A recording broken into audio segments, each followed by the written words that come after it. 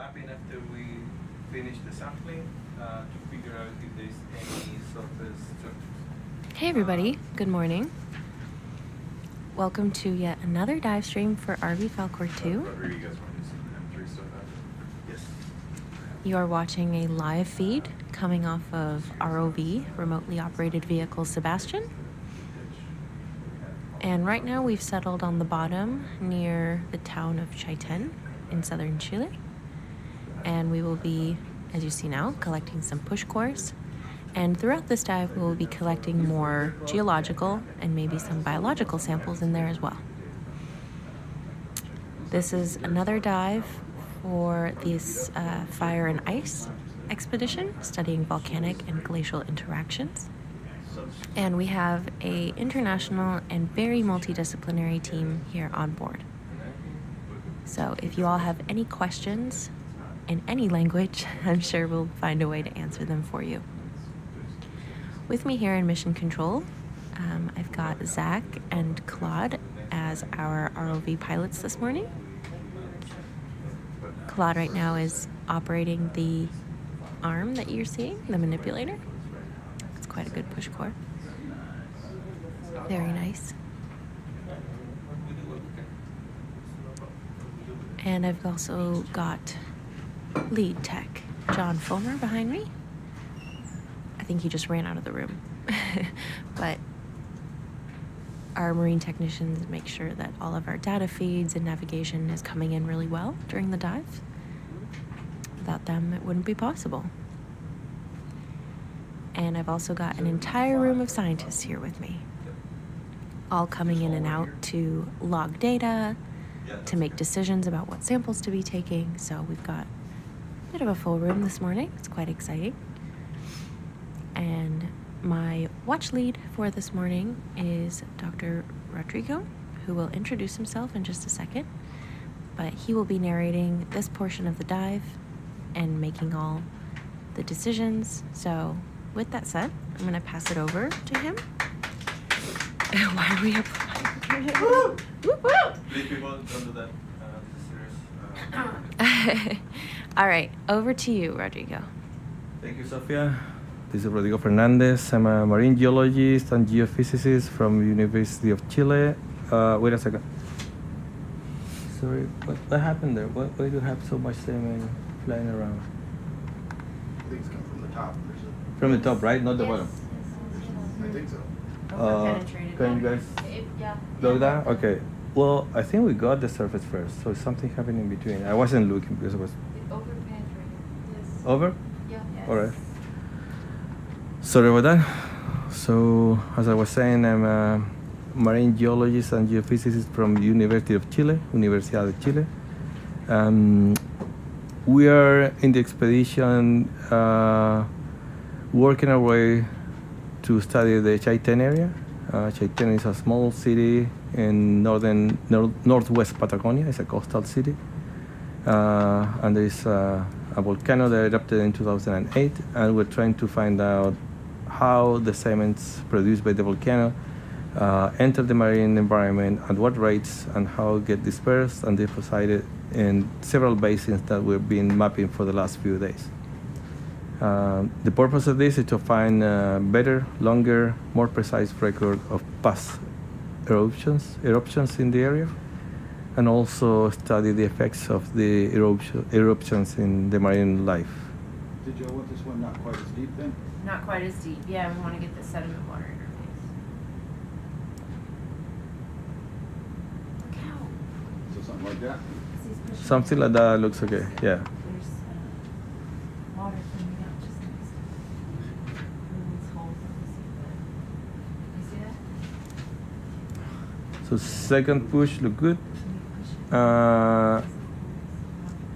We got sediment water interface. There is some sediment coming from the bottom, not too serious. Okay, we have turbulence. So we have, this is the third. Yep, No. not good. Oh. Not good, we have to try again. Okay, dump it? Yeah, dump it. Wow.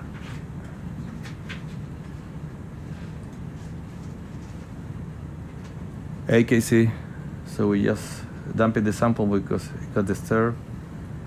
So what happens usually with push cores is that you have sometimes you create a space in between the sediments and the walls, and that allows for the creation of turbulent currents that transport sediments from the bottom part of the core all the way up to the top, and that will contaminate younger material with older, deeper materials.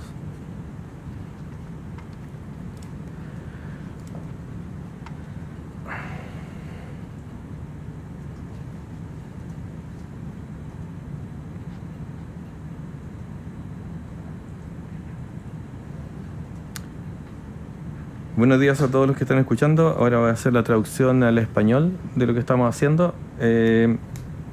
Estamos haciendo una inmersión en las cercanías de la ciudad de Chaitén. Chaitén es una pequeña ciudad que está en la parte noroeste de Patagonia. Es una ciudad costera que está ubicada cerca del volcán Chaitén, del mismo nombre. Y lo que estamos buscando es comprender cómo los sedimentos producidos y todos los materiales producidos por las erupciones volcánicas llegan a los ambientes marinos, el flujo de estos desde la parte terrestre, la parte marina, cómo se dispersan estos sedimentos y dónde van a dar, en el fondo, dónde quedan acumulados, con la idea de que en algún momento podamos reconstruir una historia más precisa de erupciones en el pasado y estudiar los efectos de estas erupciones en la ecología marina. Entonces, ahora lo que están viendo en pantalla, para toda la gente que nos está viendo de la región, es un tipo de muestreo en el cual enterramos estos tubos transparentes y lo que acaban de ver es que tuvimos una turbulencias que iban por el lado. Well done. Yeah. Turbulencias que lo que hacen es trasladar material de la parte de abajo de nuestra muestra hacia la parte superior. Y eso a nosotros no nos gusta porque contamina las cosas, ¿verdad? Las partes de abajo son más antiguas, las partes de arriba son más recientes, porque es lo último que se depositó, y necesitamos tener una vista de la secuencia de sedimento desde lo más joven a lo más antiguo, que esté lo más prístina posible, sin contaminación. You want us to keep trying the same thing or go a little deeper in case that's what... Let's go a little deeper, I will say. Yeah, because we might as well find maybe clays that could seal the push core eventually, if we're lucky.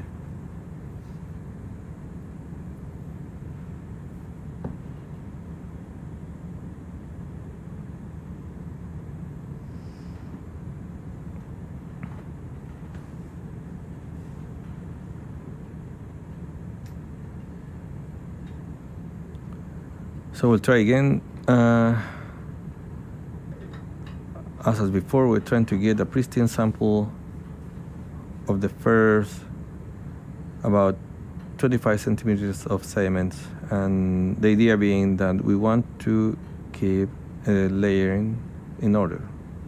This means that the surface sediments, which are young, are not contaminated with sediments deeper in the sequence that are older. Noticias al día. Gracias por conectarse. Sí, estamos en este momento lo que estaban viendo es el fondo marino al noroeste de Chaitén. Estamos fuera de la bahía, un poquito al norte, tal vez unos 3-4 kilómetros de la costa, en un sector donde, según los datos que hemos recolectado, se ve que hay unas superficies con algún tipo de sedimento que es distinto a lo demás. Vamos a go to hard attack there, but I think it still looks good. Yeah. But I can turn it on when we're flying around. I forgot to turn it off when we're sitting on long. Yes, I'll show you. So second one is good. Got a good sample there. It's not red, it's yellow. Y noticias al día, lo que están viendo en vivo es el robot submarino Sebastian, que está extrayendo muestras de estos sedimentos del fondo marino.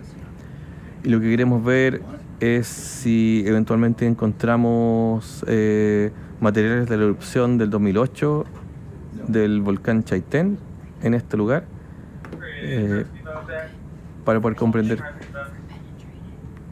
cómo los sedimentos volcánicos, todos los productos volcánicos se distribuyen en los ambientes marinos para luego extraer muestras más largas, con tubos más largos, que nos permitan ir más lejos en el pasado y tratar de reconstruir una historia eruptiva más completa de la que conocemos hasta ahora.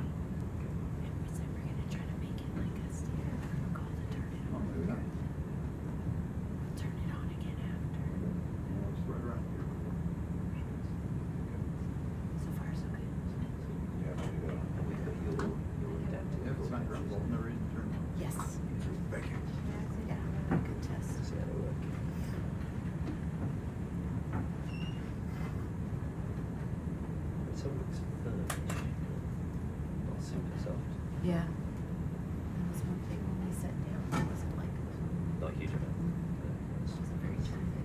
Promising, I think. Yeah. Yeah. Hopefully, not gravel. Not really soft, but Just right. This is the porch. You want to explain the porch faces? Yeah. I got a question from Noticias al Día. Noticias al Día.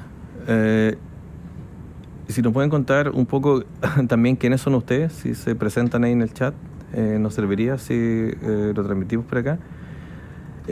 No, este es un robot que se controla desde el buque. Entonces en este momento junto a mí hay 2 pilotos que están trabajando en esto, además de una encargada de comunicaciones y de equipo geofísico.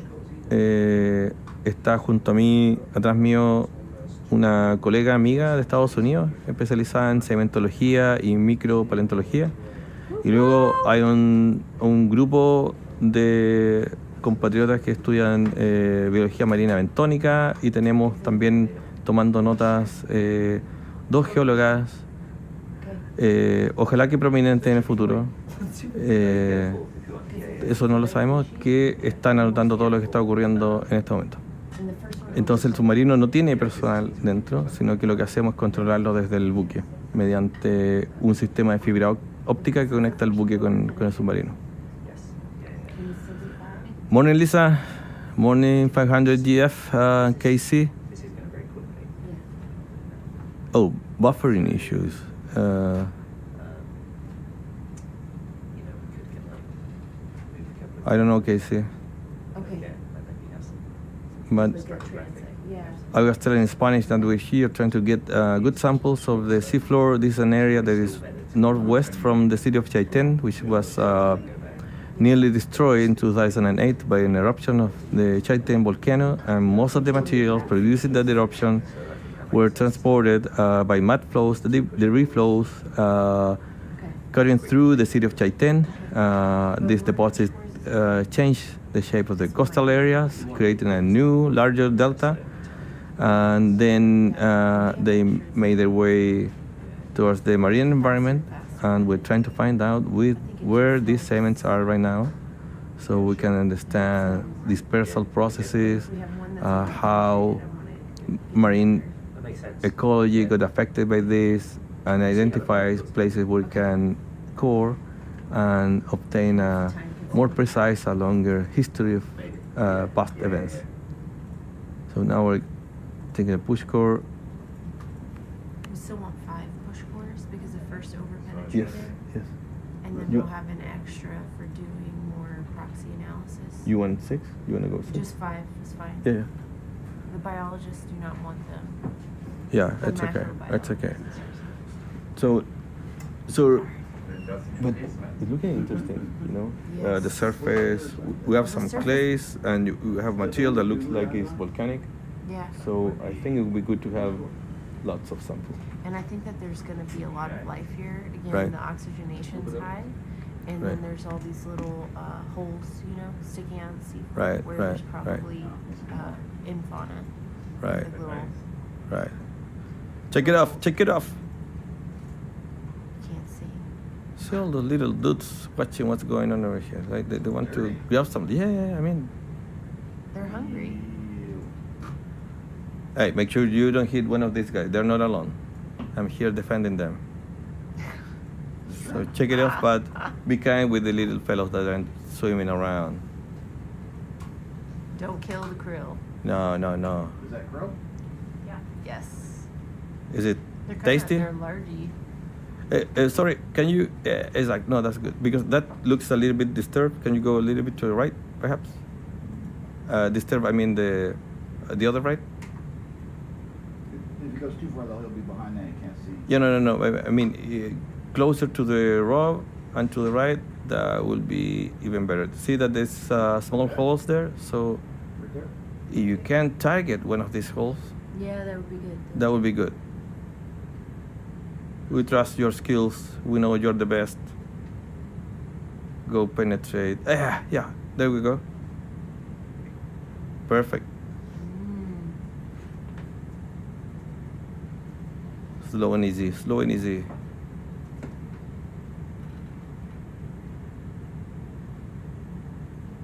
That looks good. Looks good, right? Yeah.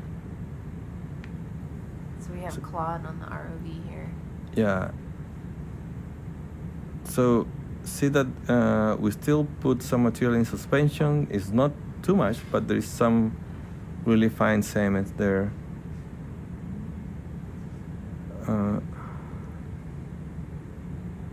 It's coming up.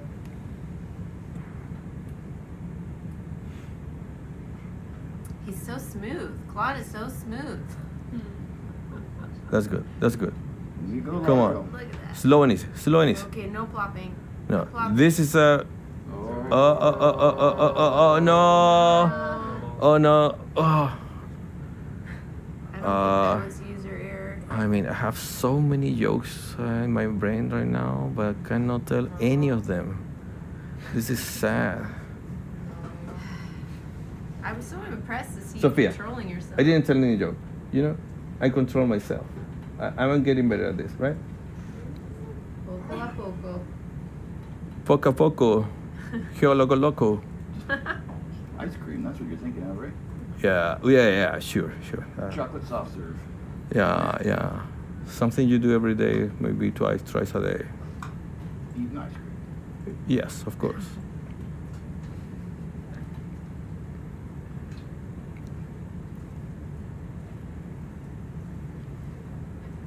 Is that D right now? Yes. Noticias al día. Muchas gracias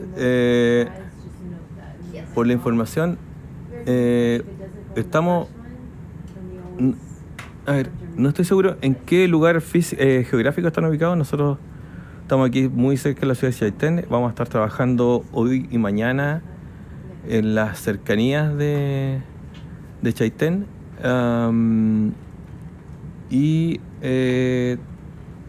Me gustaría saber si ustedes están llegando a la comunidad de Chaitén con algún tipo de transmisión, información de lo que está pasando. Nosotros estamos a bordo del buque Falcor TOO-2,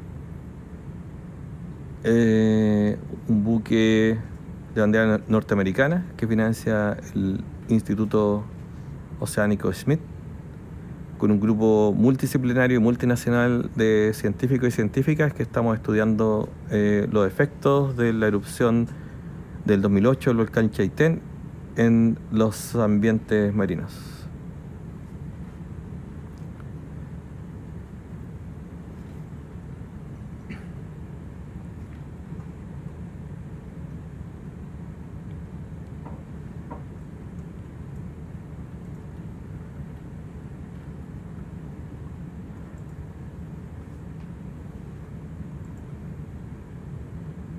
Okay, this is looking good. Huh. There is some strata there. See, there's. Oh, we better keep this one. Oh no, this is not strata. It's morphological. Oh, but there's some layer. Haha, Lisa. Okay, so the policy here, I cannot rap. I don't know if they actually prefer a different style of music.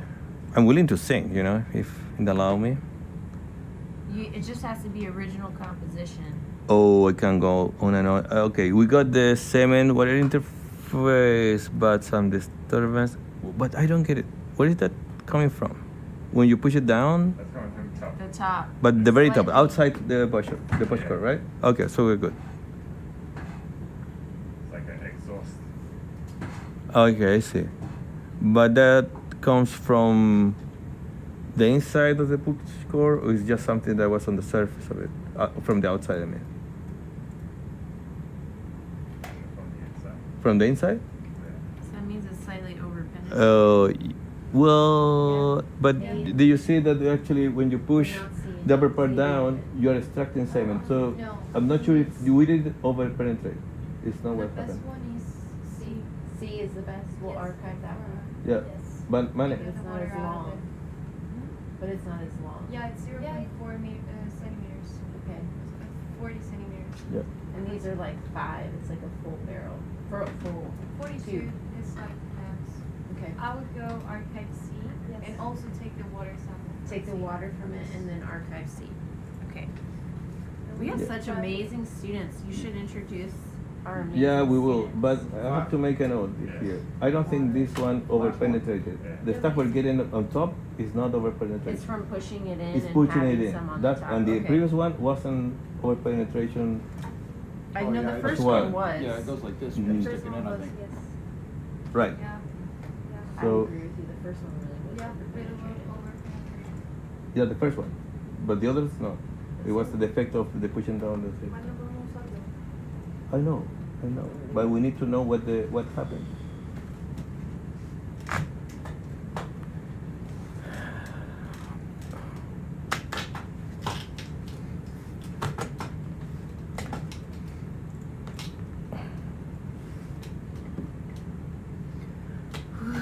Or do you want this one? Can't see very well with the camera, but let's see. A little Let's farther out, maybe, right? Or where is it? Oh, that's a shadow. That's a shadow. Yeah, I mean, you see the shadow. Yeah, that's a good spot. That's a good spot, right there. Right here? Yeah. That looks Which number is this? relatively undisturbed. Thank you. Merry Christmas. Sophia, can I ask you for something? Yes. Can you move the window, the Facebook window a little bit so we can see the lower part of it? Because I'm not sure there's a text there. Yeah. It's being finicky. This is all the. There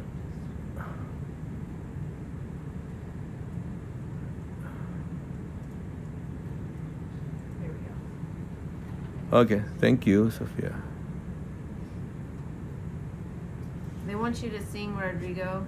I mean, if the people ask for it, I'm not sure the institute can say anything against it, right? We are I don't think for the people. I don't think the medic is around though. Yeah. Let me clear my voice just in case this can actually happen. Woo. Flashcards.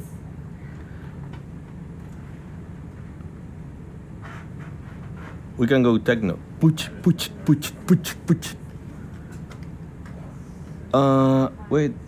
Did we? Blur. No. No. I think it was the singing. It was the thing. Yeah. Okay.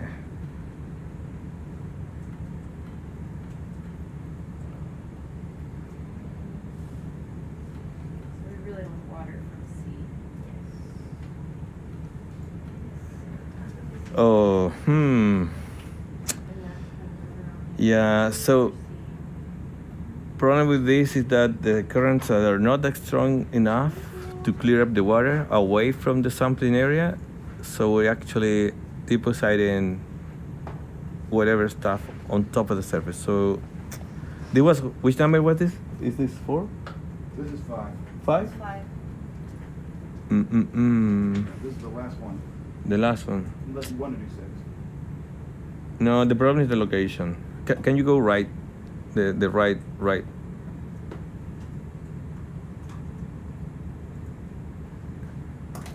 How far to the right can we sample? Like, I mean, without moving, just as Is- far as that black line. Oh. But you can't see past it. Hmm. If I move, I'm- of course, you can go wherever you want. Do we have time to move to a different location? Can we do that? Can we log that? We need to do that for the Vibra core. Well. Yeah, it's all disturbed and there's a lot of Never. stuff that is being deposited right on top of the sampling area. So we don't want to have that. Okay, you happy to just freeze there and I'll hop over there, Claude? All right, coming up. Por nada, noticias al día, estamos haciendo lo que nos gusta aquí en la parte norte de Patagonia, Puerto Rico. Ahí lo que le ocurre.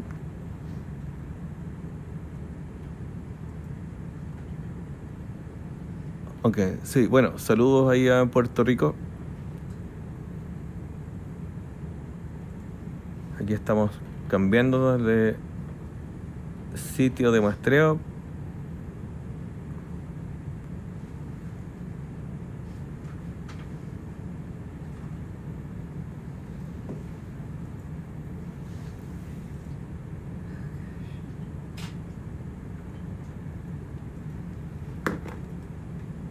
Okay. So yeah, so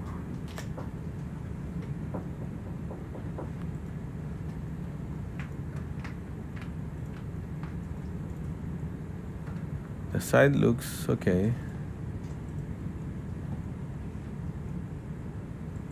Yep. Happy, happy? Happy. Wait till it clears out a little so you can Yeah, see. yep. Exactly. Loggers, did you log that we move a few meters and it looks fairly equal to the other place? Very similar? Okay.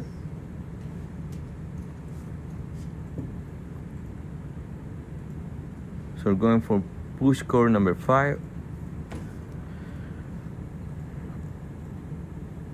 And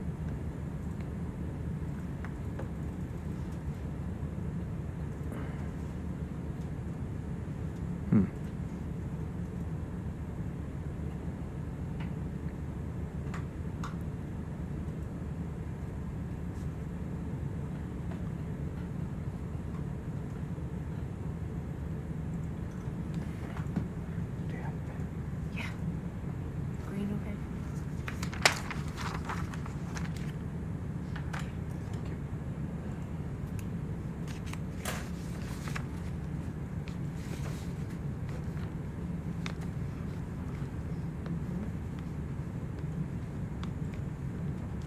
Aspect ratio's a little off, but.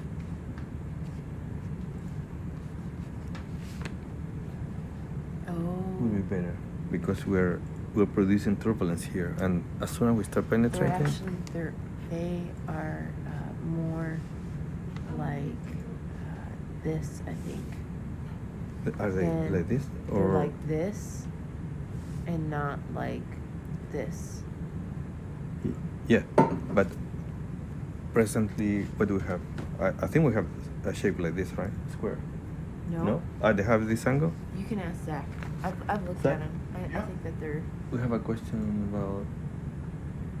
just once they get. Okay, so this is the walls. What's the shape of the edge? Is it square or it has No, it's like this. like this? And this is the outside Yeah. and this is the inside? Okay, so it's good. Okay. Is it the way I drew it or the opposite? No, it's the way you do it, Okay. the way I draw it, so we're good. Yeah, Yeah. bevel. It's got bevel. Yeah. And so far so good. Ooh, that's Come a on. good one. This is a nice one. That's a really nice one. Really long. I'm gonna get all the microfossils out of that core. I'm sure you will. All of them. Millions of them. Amazing. Nice. Woo!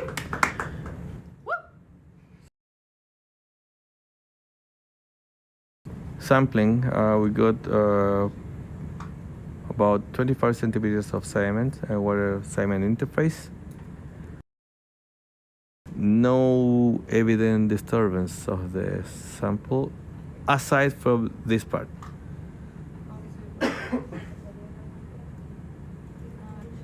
Why do we get this? What's it? Why do we get some sort of plume coming out of it when the arm is pushing down the push cord to put it in place? Oh, I mean, anything that's on the outside is getting But it's just the outside. blown out. No, You're it's not coming displacing from the water. inside. I mean, I can't swear to it, but that's what I would guess. I mean, this stuff's so floofy, you know, you even. But there's no physical connection between the inside of the tube and this part, right? Because, okay, so the spring there, No, it but it's doesn't got- allow the thing to No, push. but I mean, when they push that in, all that water in that tube has to come out the sides, so it's blowing all that stuff off the sides. Yeah, of the tube. side is fine. I'm just But it's mostly worried that if there is any way we're putting pressure in the upper part of the tube. No. No? Okay. Okay, what now? Skip some. Now we go Vibra, right? Vibrate it. Vibra core in. Our heart are vibrating with Okay. excitement of Vibra coring. Mi corazón. Mi corazón vibra con tu Vibra core.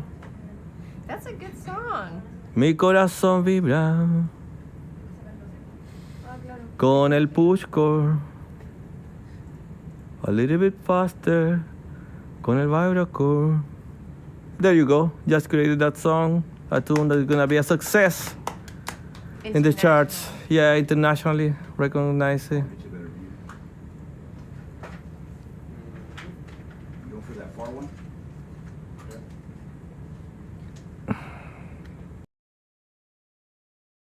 You put this view over there for him, like we usually do? Thank you.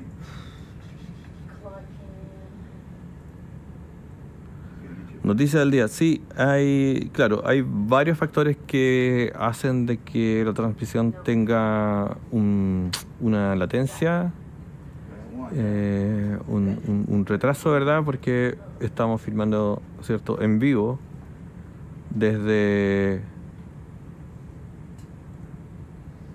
¿cierto?, el fondo marino Chaitén, que va la señal por fibra óptica hacia el buque y de ahí se va a internet y les llega a usted con un retraso. Mamá. Ay, no. Hola mamita, ¿cómo está? Sí, nos está yendo bien. Saludo a usted y al papá. Acá estamos sacando estas muestras del fondo marino. Nos ha ido bastante bien hasta ahora. Y claro, algunas no salieron tan bien, pero otras salieron casi perfectas. Anoche estuvimos trabajando, sacando muestras con otro aparato que es como, imagínense, una mano de fierro que llega al fondo marino y toma un puñado de sedimento. Ayer hicimos la segunda del crucero y nos fue súper bien. Celebramos harto en la noche con eso. So for all you guys English speaker, I was talking to my mom, Miriam Vasquez Toro, right there, saying hello to me. Hi Miriam, thank you Casey. That's my mom. I'm pretty sure my dad is next to her, but my dad doesn't do social media. So I was telling my mom that last night we tried graph sampling, which is sort of a giant metallic hand that take a bunch of sediment from the seafloor, and we were really successful with that kind of sampling. We got several liters of sandy material with perhaps volcanic sediments in it, and different life forms that maybe our marine biologists on the back of the room can tell more about. If you guys want to say something about it.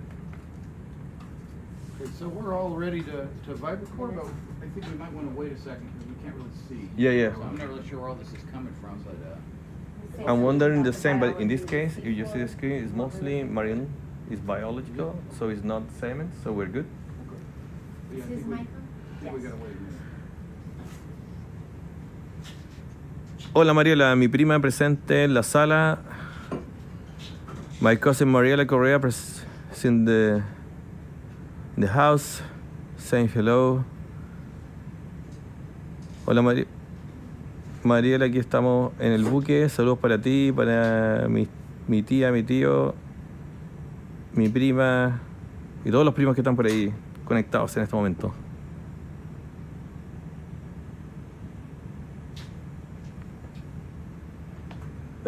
So, Gianluca, you gonna explain something about the marine life we found last night in this area?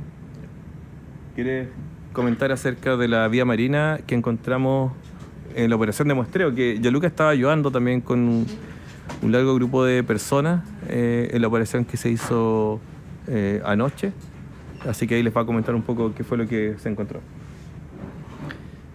Bueno, primero que todo me presento, mi nombre es Gianluca Fedele y en donde también pudimos aprovechar la obtención de muestras biológicas de fauna que se encontraban en la superficie del sedimento muestreado, en el cual pudimos encontrar un par de poliquetos. Ya los poliquetos, para los que no saben, son anélidos, gusanos submarinos, los cuales tienen la capacidad de poder respirar debajo del agua y tienen un gran complejo morfológico, a diferencia de los que encontramos en la tierra comúnmente. También pudimos encontrar un camarón mantis, ya, que es un crustáceo bastante complejo, siendo este el animal que tiene la capacidad de golpear más fuerte que todo el reino animal. No es el primer ejemplar que hemos encontrado en este sector, ya es como el cuarto, pero este fue el más grande, el más complejo, el ya morfológicamente más desarrollado que los demás. Gracias, Gianluca.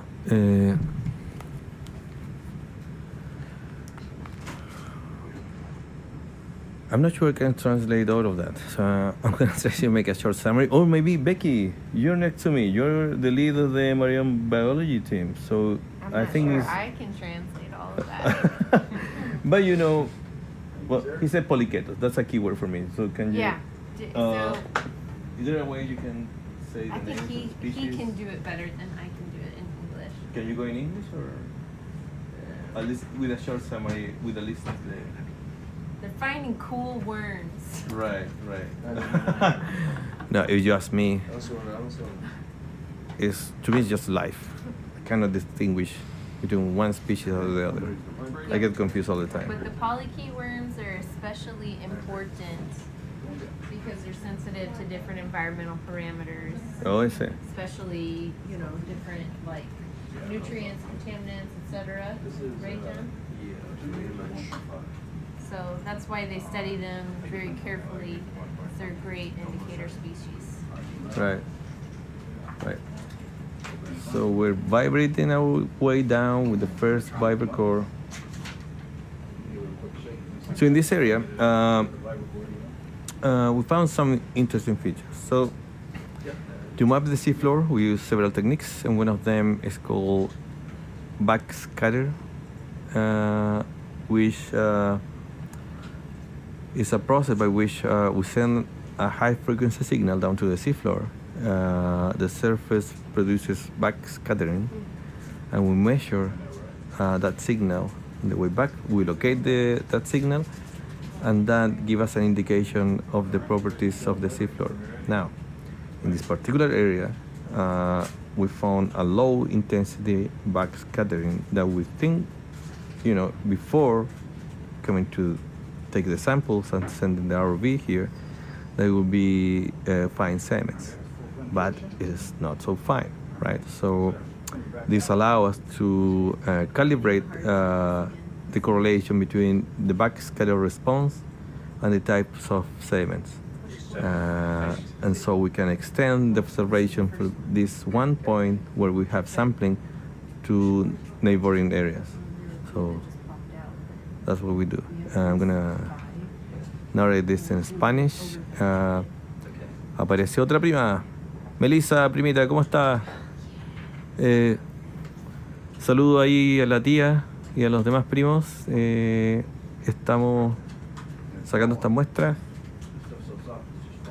Y explicaba que nosotros primero hicimos las noches anteriores un recorrido por esta zona donde analizamos datos que provienen de varios sensores que envían ondas de alta frecuencia al fondo marino, y estas ondas, al interactuar con el fondo marino, producen un efecto que se llama de retrodispersión, que significa que la onda, además de rebotar, produce una señal que se devuelve directamente a la fuente de esta onda.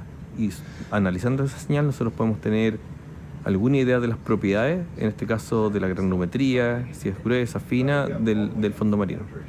Y de esa manera nosotros podemos tener una idea en qué lugares debería haber barro simplemente, por ejemplo, o arenas. Entonces, en este lugar en particular, nuestros datos indicaban que era algo fino, algo tipo barro, que a nosotros nos sirve por el sentido porque es más fácil sacar muestras de barro a veces que de algo que es completamente arenas. De esta manera nosotros seleccionamos algunos sitios para comprobar qué es lo que estamos viendo, y aquí nos encontramos con la sorpresa que en realidad es un poco más arenoso de lo que se esperaba. Así que con esto nosotros alimentamos nuestros modelos de la zona para poder tratar de predecir dónde están las zonas de acumulación de material más arenoso y más barroso. ¿Y por qué nos interesa esto? Para todos los que están escuchando. Porque estamos cerca acá de la ciudad de Chaitén, que fue destruida por la erupción del 2008 del volcán Chaitén. El volcán emitió una gran cantidad de materiales, ¿cierto? Que bajaron por las laderas del volcán Chaitén y fueron conducidos por el río Blanco, que cambió de curso y cortó a Chaitén en dos. Pasó por en medio de la ciudad flujos de tipo aluvial o aluviones de material volcánico que llegaron a la costa, cambiaron la forma de la costa, se produjo un nuevo delta, y esos materiales van a dar a ciertos los ambientes marinos, se dispersan por ahí, y en la comprensión de cómo esto ocurre y dónde van a estos materiales nos puede ayudar a determinar dónde son los mejores sitios para sacar muestras como la que están viendo ahora, que es un tubo que va vibrando, enterrándose en el fondo marino. Entonces sacamos una columna de sedimento con la esperanza de encontrar capas indicativas de evento tanto del reciente como de más pasado. Y de esa manera nosotros podemos reconstruir la historia de actividad volcánica de la zona, que es un dato que nos sirve para poder saber cosas como cada cuánto hay... Pulpo. Yeah, un pulpo. Pulpo. Hello, pulpo. Pulpito. Yeah. Adorable. Adorable. Becky is saying that it's an adorable pulpo. I'm changing my accent. I'm going Italian sometimes because I work for so many hours with our Italian researcher. Yeah, look at that guy. Hello. Wow. How's it going? How's it going on? Yeah, I know. It's like, what is happening in my backyard? Yeah, Get he's off looking my at us lawn. with those That's- big eyes, that Seems to say. Get big off. brain of his or hair, who knows? I think she looks very intelligent. She Must looks- be okay, it so must it's a be she? female. Yeah. Yes. Shall we name her just to have like a working name for her? Okay, people, propose a name for this nice female octopus. Franca. Franca. Becky proposed Franca. I like that. Franca de octopus. La pulpa franca, para los que hablan español. La pulpita franca. Yeah. She's kind of dancing, you know. She's showing off her moves. Yeah, I can bend those tentacles. I can straight them out. Yeah, I can walk if I want to. Yeah. Oh, I cannot rap, sorry. Sorry about that, Sophia. Self-composition is fine. It is? Oh, so we're worried about copyrights here. You should have told me that earlier. Could have composed the next big hit. I think you already did. with I the did. No, Vibra but song. I have more material. Trust me, I have more. Keep it coming. I don't like material. Pero que hables en español. No sé si traducir eso. Hiding. La pulpita curiosa, Franca la pulpita, en este momento But now she's playing shy. sí se está haciendo la tierna. Yo creo que incluso con, I think is she squinting at us? Yeah, she's squinting, right? Yeah, she's like, I don't like y'all in my yard.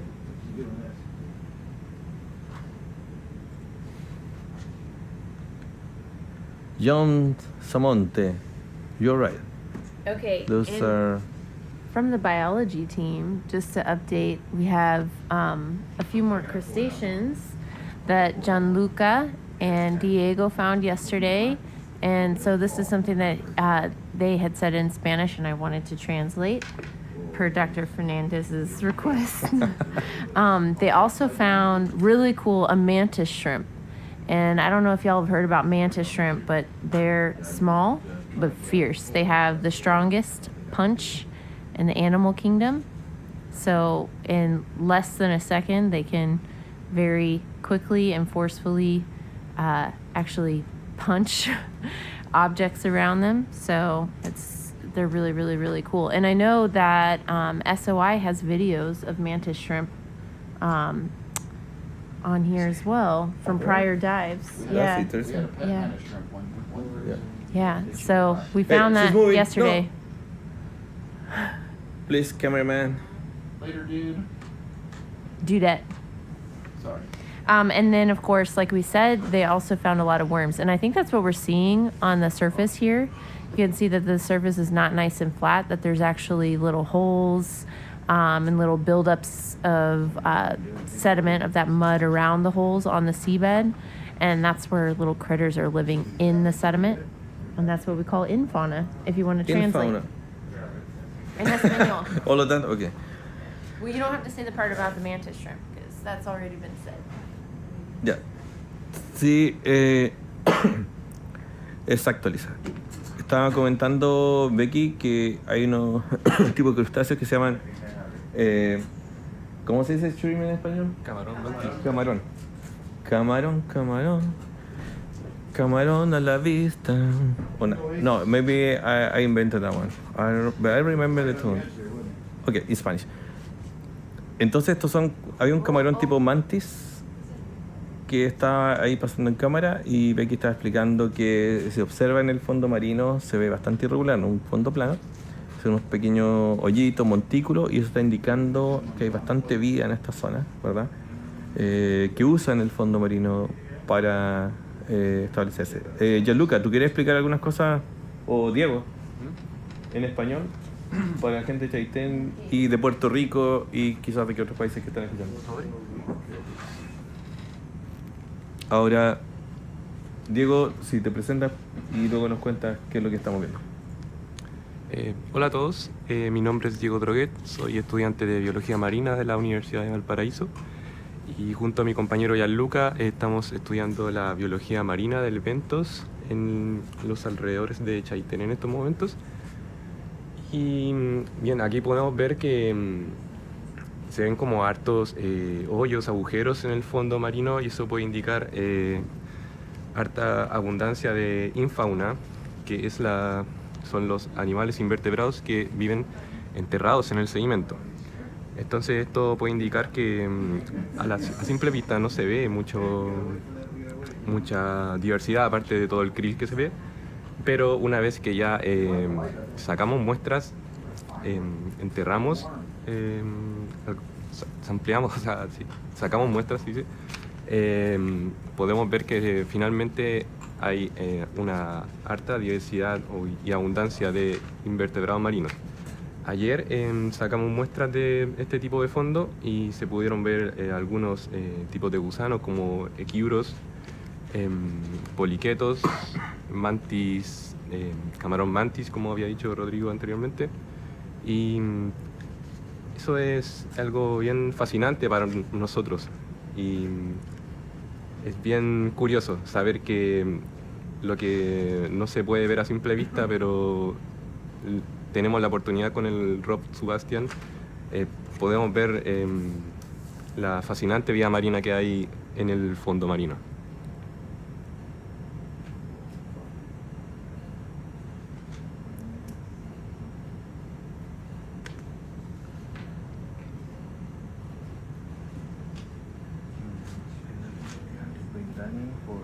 Hey, who's biology in here? Pardon? Who's biology in here? Shit. Yeah, all you guys? What do we do to make these shrimp go away? Can't do nothing? Make an angry face. There's not like a command word or something? You can... No. I think you look scary enough, so I think if you say something to them, they're gonna run away. Maybe if you make whale sounds. Yep. No way! You remind me of one of these guys from the X-Men. What was the brother of Wolverine? Wolverine? The beef? The beef? Sabretooth. Sabretooth. Yeah, come on. You're just like him. I'm a Sabretooth. I'm, Yes. I'm like a comic book villain. Yes. Yes, you are. Nice.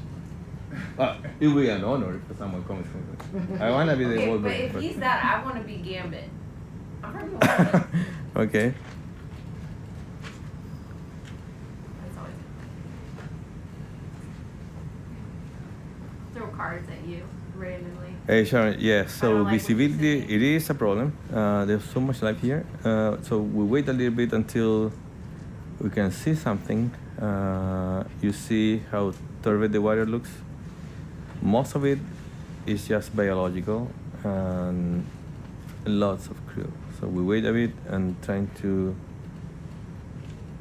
make sure we see what we're doing with the cameras.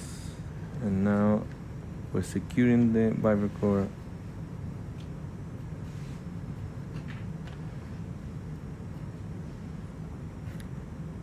Steven, thank you very much for being here with us, watching the live feed. I don't know if you were here when we told this, but we're near a city called Chaiten. Chaiten was nearly destroyed in 2008 by the eruption of a nearby volcano called Volcan Chaiten, same name. So the materials of the eruption were conducted by a river called Blanco River. The river changed its course, went directly through the city, cutting the city and splitting the area and the people who lived in there in two sides. The northern and southern part of the city got separated. So the eruption cycle at that moment started with tremors. When they started on May the 1st, 2008, people assumed that it was a different volcano that was starting to get active. Usually that's what you get when volcanic activity starts. But then soon they realized that it wasn't this large volcano. It's called the Mishima volcano. But it was a mountain nearby, which most of the people didn't even know that it was an actual volcano because there was no recollection, no data or notes about this being a volcano. And then they see a giant plume of pyroclast material. Yes, we're gonna go for number 2. You just hop a little bit away, but not too far. Exactly. You're so good at this.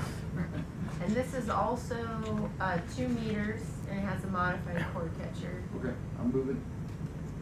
I'm gonna hop a And little bit too, just so we can so the see story is that the whole when the authorities realized that this mountain that most local people thought it was just a mountain, not a volcano, started erupting and putting out material, they evacuated the whole population in just one day. So when the wars come, that looks fine. That's actually, yeah, it looks fine. And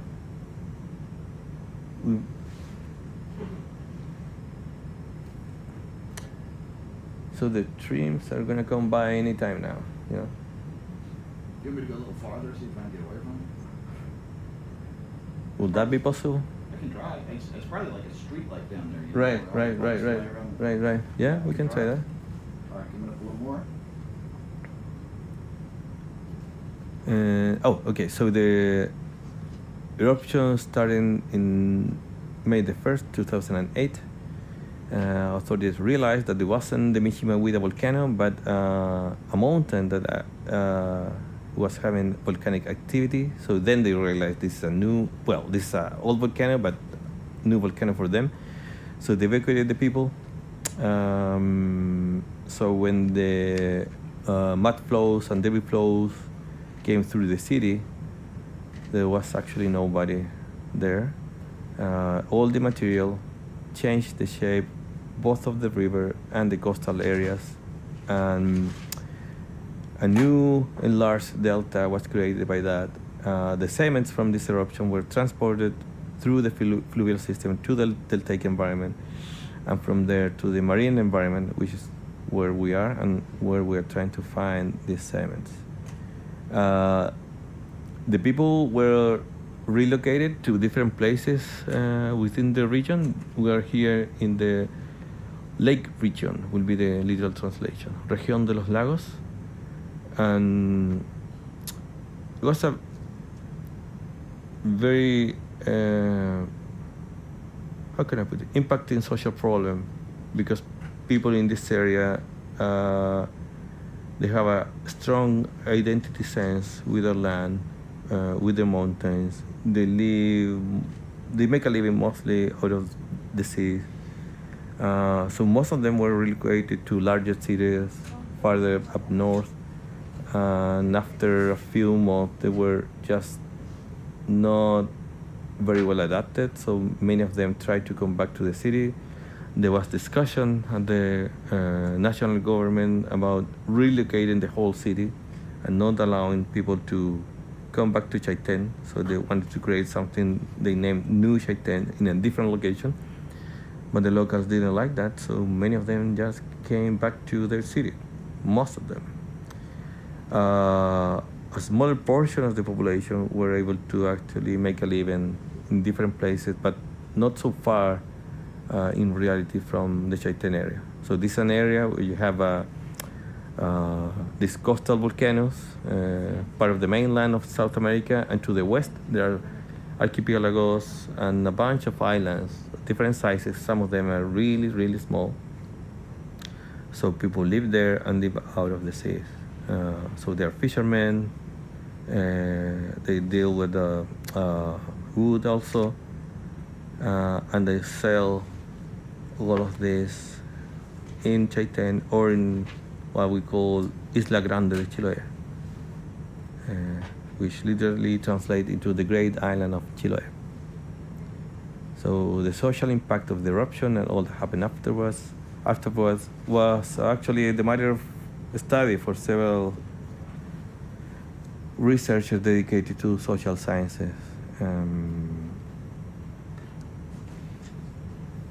What they find is that the attachment of the people to the land was so strong that they suffer in a way from it, and then they really wanted to come back and reconstruct, rebuild their homes, buildings, and adapt to the new conditions. So we're gonna try now Vibra number 2 at a different location, but not so far from the previous one. How far away from the first site? About 15 meters, I'd say. Okay, 15 minutes Meters. northwest from the. Oh no. Okay. I see. So could you run? 16.5, I was close. All right. 16.55. If you want to be precise, I can rhyme without a cry. Sorry. So we are 16 meters northeast from the previous sampling site. Entonces estaba contando un poco la historia de la erupción del volcán Chaitén y cómo afectó a la gente. Bueno, esta erupción ocurrió el 1 de mayo. Bueno, comenzó la actividad el 1 de mayo del 2008 con una serie de temblores de baja intensidad que en primer momento se relacionaron o se pensó que provenían de un volcán que no era el volcán Chaitén, de un volcán que se llama Michimahuida, que es mucho más grande, tiene glaciares arriba, el volcán, digamos, más prominente hasta ese entonces en el área. Pero de pronto la gente se dio cuenta que había una columna eruptiva gigante arriba del volcán Chaitén. En ese momento para ellos era el cerro Chaitén. Y se dan cuenta que este cerro en realidad era un volcán y que estaba a punto de hacer erupción de una manera explosiva. Entonces los productos de la erupción bajaron por lo que es el río Blanco, que cambió su curso y cortó a la ciudad de Chaitén, que es una pequeña ciudad con poca población, y la partió en dos mitades, la parte norte y la parte sur. Y afortunadamente las autoridades, en prevención de esto, evacuaron a toda la población, ¿cierto? El día antes, se demoraron un día en evacuar a todo el mundo. También hubo autoevacuación, digamos, para ayudar en los esfuerzos. Y después de esta evacuación se dio la discusión de si Chaitén debía en efecto reconstruirse en el mismo sitio, incluyendo la propuesta de generar una ciudad similar en las cercanías, pero no tan cerca, ¿verdad? Que le iban a poner nueva Chaiten. La gente eso no le gustó. Acá la población local tiene mucho conexión con la tierra, mucho cariño con sus lugares, sus hábitats, su entorno. Entonces ellos preferían vivir en el mismo lugar, asumiendo el riesgo de que esto ocurriera nuevamente. Entonces la mayoría de las personas que fueron llevadas a ciudades más grandes tuvieron problemas de adaptación, finalmente volvieron a Chaitén, se hizo un proceso de reconstrucción y bueno, ahí estamos nosotros en relación con eso, tratando de aportar con evidencia científica que pueda ayudarnos a entender un poco la recurrencia de estos fenómenos volcanos para estimar cuán frecuentes son estos fenómenos eruptivos y disruptivos.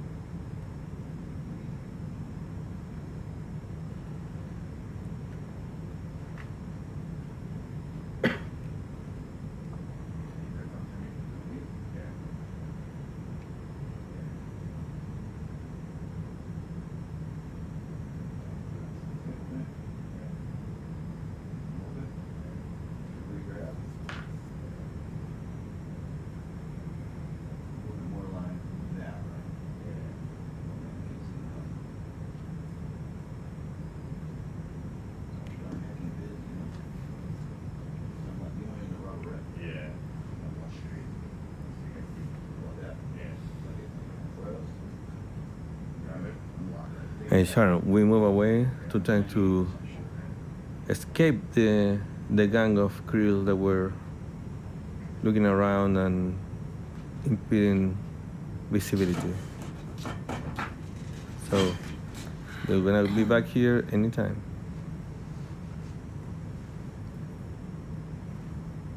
It's weird, it depends what camera you look, like that one's pretty clear.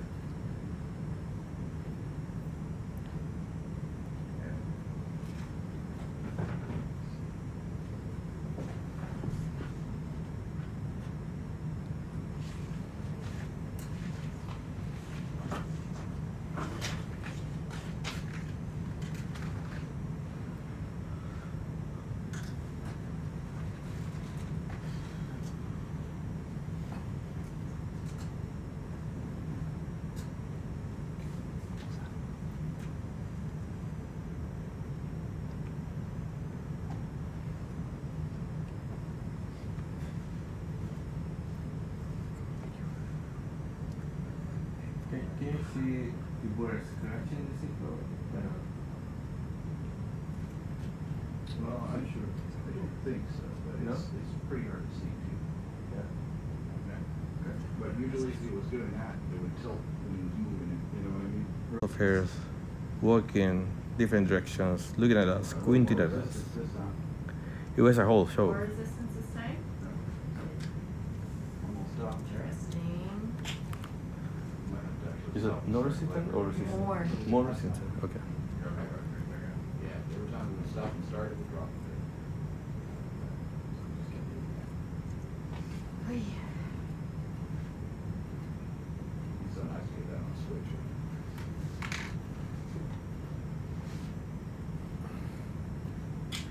So we penetrated the first.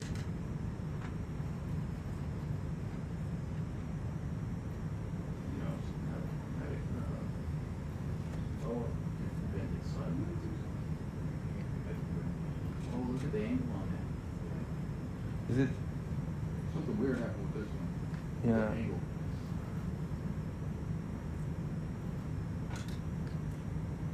Yeah, I can't close on it either.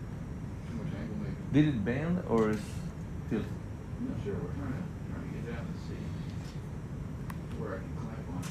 Oh, there it goes. Now popped out.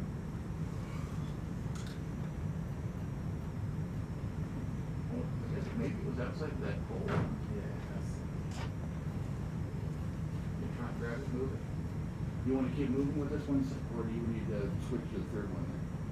Yeah, well, do you have a sense if we bent it or it's just tilted or how far in are we? I think it's just tilted, but I think it went into the side. Like normally, you know, there's that hole in the middle that goes. Yeah. I think it went. Mm. You know what I mean? Yeah, we might try with the third one, I guess. Try third one? Yeah. Opening. Clamps all the way open. Did you get that? Interval? How much was penetration for this one? Not much. Not much? Maybe Okay, 40. And it went in like in a diagonal, so we're gonna try a third one to see if we can go straight down. You want me to move locations again? Well, In case it got yeah, because we disturbed the area so much with the tilting, so yeah, I guess we better do that. But that's so weird. Do you have any? Yeah, this never happened before. Hmm. But how can that happen? Because I would have thought if it's in the clamp, it wouldn't be yeah, able to, exactly. but That's what I'm thinking. It's very weird. If Mm, it happens again, we'll have to try and figure out. It's just a one-off, you know. Yeah, exactly. So what happened with this one is that we noticed that there was a not perpendicular angle of penetration because when we do this work, we want to penetrate the sediments 90 degrees from the seafloor, so we get a clear stratigraphy layering, and when we open it, we expect to find the layering being perpendicular to the axis of the tube. So in this case, for some reason that we're still trying to figure out, the aluminum tube was tilted in some angle, and so we're gonna try a third time to see if we can get a better penetration with a straight 90-degree angle with respect to the seafloor and see how that goes.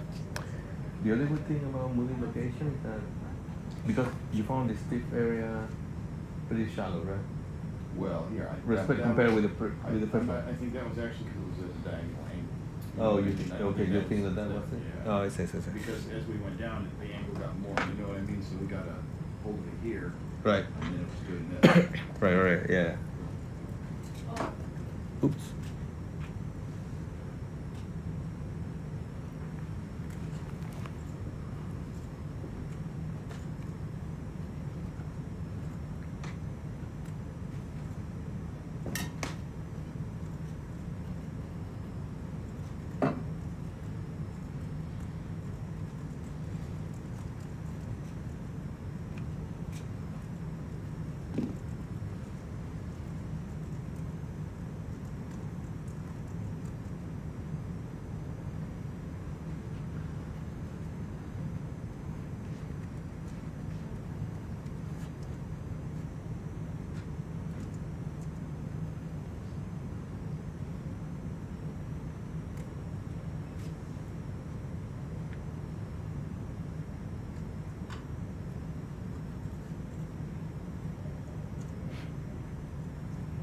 There we go.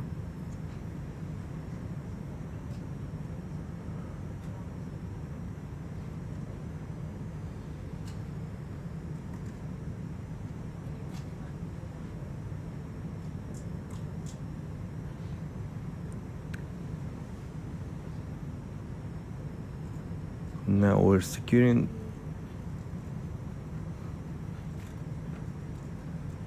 tube number 2 to place. I'm gonna grab tube number 3 and make a third attempt of coring this area.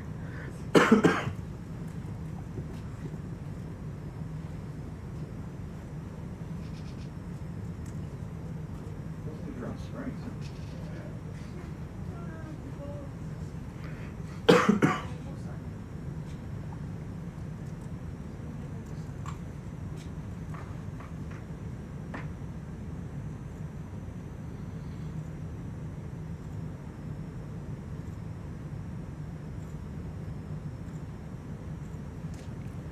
Para los que lo escuchan en español, acabamos de asegurar el tubo número 2, que tuvo un problema porque por alguna razón que estamos tratando de entender, el tubo estaba penetrando en diagonal y no en perpendicular al fondo marino, y se comenzó a poner muy difícil la penetración por este motivo. Penetramos muy poquito, aproximadamente 40 centímetros.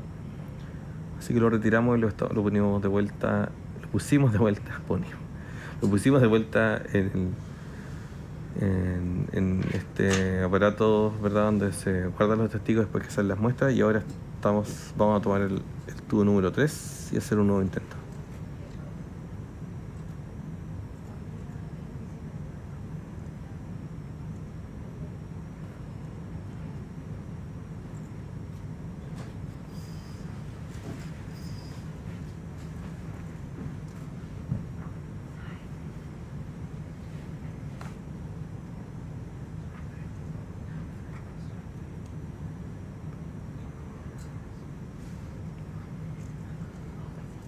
Oh no.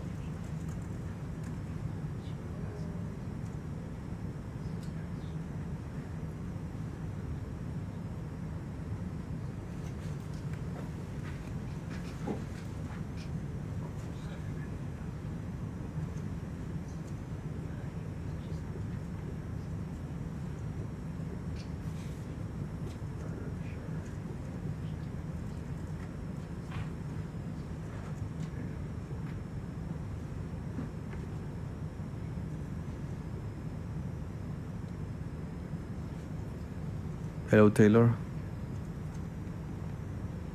Thank you for being with us in this transmission. We are putting the aluminum tube back into the Vibra current system to attempt a new Vibra core in a location where we expect to find fine materials, fine grain materials, and whoops.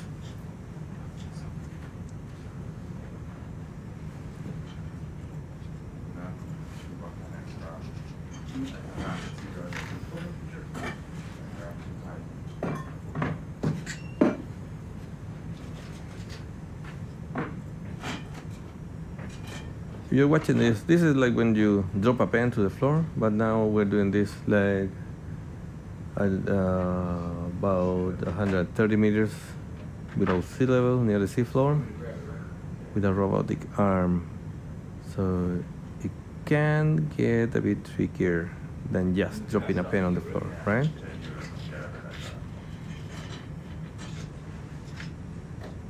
So our skillful pilots are trying to recuperate this tube from the seafloor. Now it's on its way to put it back on the rack. Oh, sorry, not the rack, the Vibra clamps.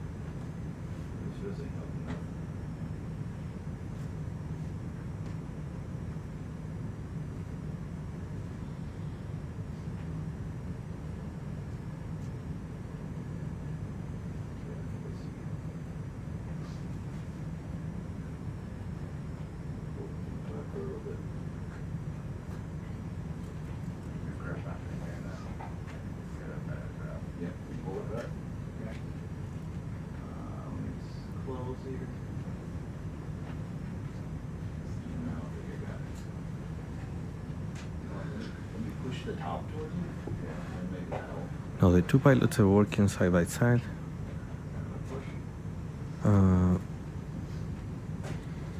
Each of them controlling a different arm to try to get a hold of the aluminum tube so we can put it back into the Vibra current system and secure it with a clamp.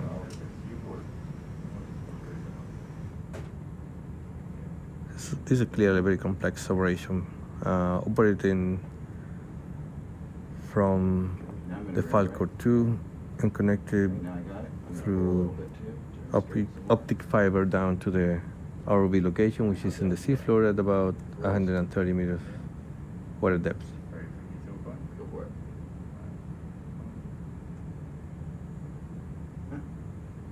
Just goes where it wants, huh? That should be okay though.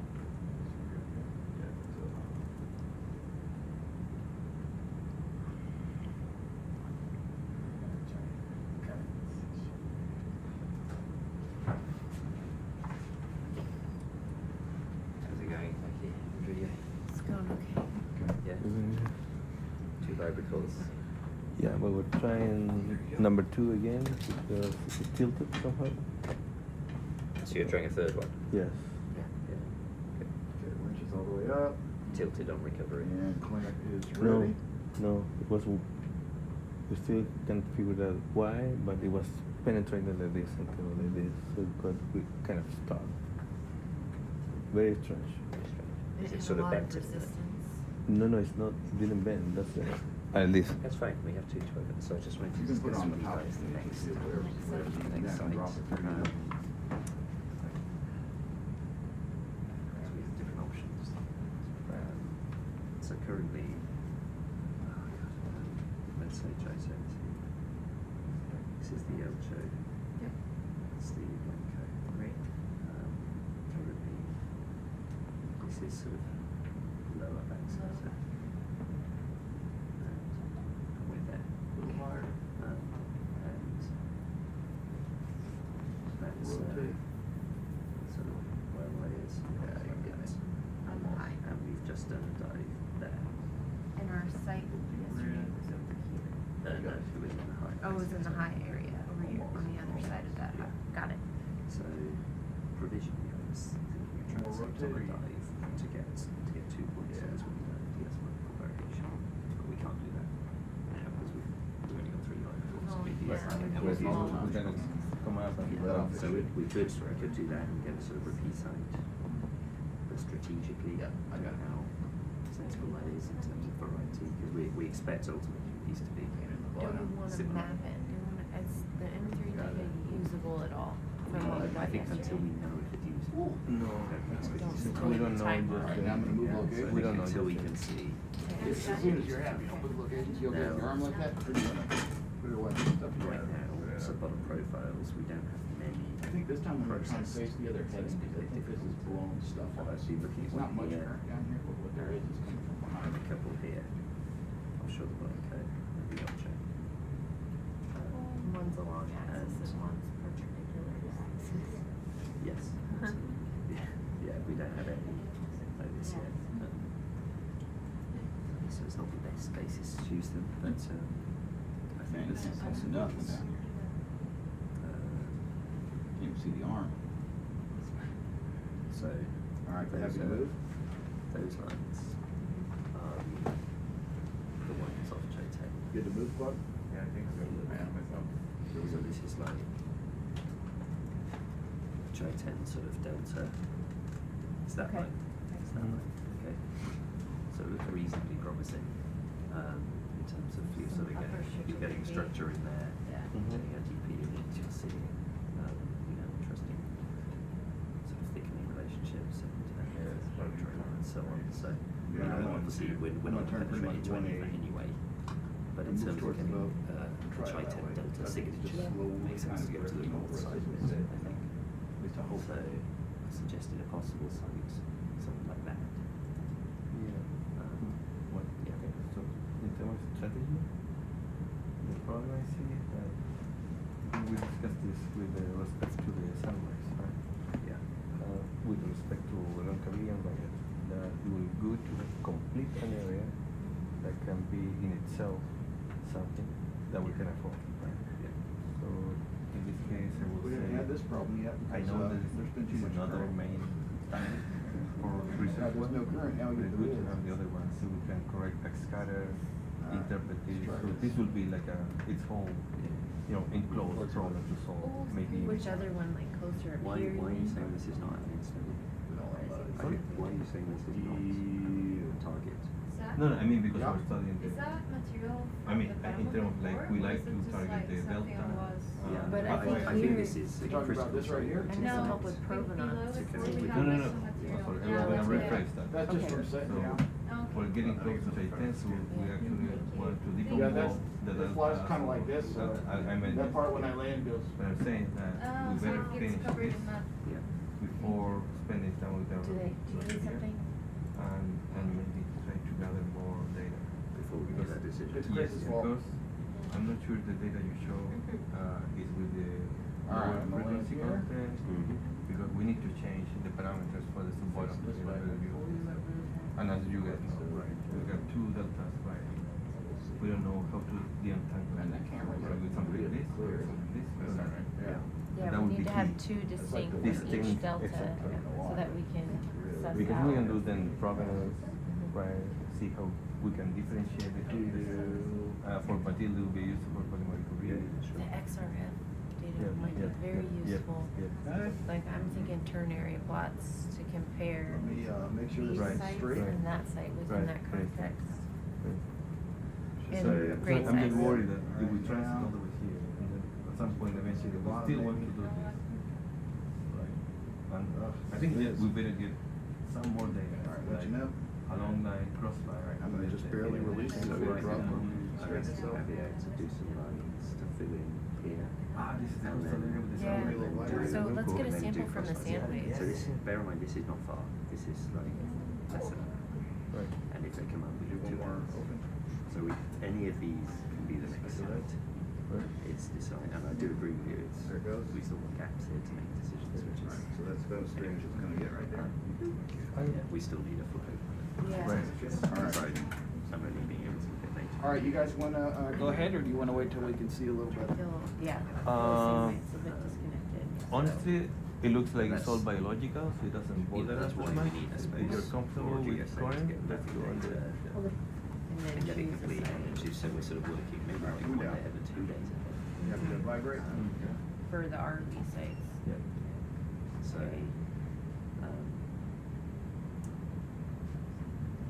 I guess, I mean, maybe there is some benefit having 2 close to space site. Well, if they are different backscatter signals. They're not different vectors. Oh, they're the It's the same. same. It's not So like it's we're same. going to the brighter one? No, we did that We yesterday. did that yesterday. Oh, I see. So what was the purpose of it? I thought that you It were was gonna- just on this structure to see stratigraphy change. So it looks Oh, like I see. Ah, I know So, what you're so I saying. don't see it as a priority Right. if we're Sorry. given that we have limited overall It's, time. So, I like, understand we it's were a over different- here So this yesterday is and done. here We took today. it, and this is done. They're Oh, both okay, done. so we're talking. Yeah, and we have a graph here from yesterday, and then this is the Yeah. bias, and we have a graph here. We want to get, we need to do those. Right. So there's something we could do a graph now potentially to give time to. Well, we can do perhaps the mapping, and then we have series of graphs. Sure you don't want to do an ROV I and the think we- sand waves? It might be kind of cool. Yeah. Would it make sense, sorry, to fire like a Niskin once the sediment has settled down? Because it seems like way more like biogenic stuff is in suspension. I don't know if it makes sense or not. To like seaweed maybe. But I think it's going to be stuff from the seafloor. Oh, and- not And from- not from You think just it's the water. sediment? Opening? From us moving. Yeah. No, If but we were at a in- different in- site, I would. Right. But in this case, sorry, in this case, what you're looking at there, that's mostly biogenics floating around. I don't know if you guys want to sample that, but we've been discussing this with Zach that this is mostly biogenics. And I don't know, do you want to sample that? Well, I think it's going to be mixed up with the sediment, you know? Like we're going to have the Niskin samples from on the way down, on the bottom, Sorry, and then I misunderstood the your top point, of the but core okay. as well. I agree with you. So- I don't think it's sorry. Yeah. I think in terms of getting maximum spatial No. coverage of variety. And perhaps Becky's idea of sending the ROV down here to the sand might be worth to try. Because in the other location we actually learned by watching the video sand waves will and be looking really at helpful. the shapes. Yeah, it'll help us understand the overall like sedimentology, Maybe, how. maybe we should go to the edge like we did before for Yeah. the sideways structures so we can and then fly across it with the M3 and then come down. We really need that. I will Like look. a high resolution mapping. I want to see if there's finer scale bed forms that we can't see Right. on the Alright, 712 I'll or look at that, 24. And then, yeah, it makes sense to maybe have been planting maybe this one here, and then we could also connect it Right. to the delta. Right. Yeah. And we, in the meantime, we can fill in these cross lines. Have time to look at all these SPPs. Yeah. Actually, how much of this are we missing from the coastal track? Do you have a sense of that? Mapping, Yes. like a 2 kilometer strip without Because less than 1 kilometer. if these sound waves are coming from They this may come side, all the way. We need so to we know. so we need to know and maybe add another side in between. Yeah, sure. Right. So we could do with a mapping strip along Yeah. that first. Yeah. I think the hydrodynamics here are Exactly. very Okay. complex. Very complex. All right, let's Yep. see. Number 3, did it go in all the way, guys? Yep, full penetration. Full penetration of 2 meters. Great. Sweet, thank you. Did you feel much resistance, Zach? Nope. Almost none. Hello, Camarero Principato. Thank you for the greetings. What? That wasn't a joke. You were laughing at it. That's not a joke. Give me a little vibe. Photo is work. Just so you guys know, trabajando. All right.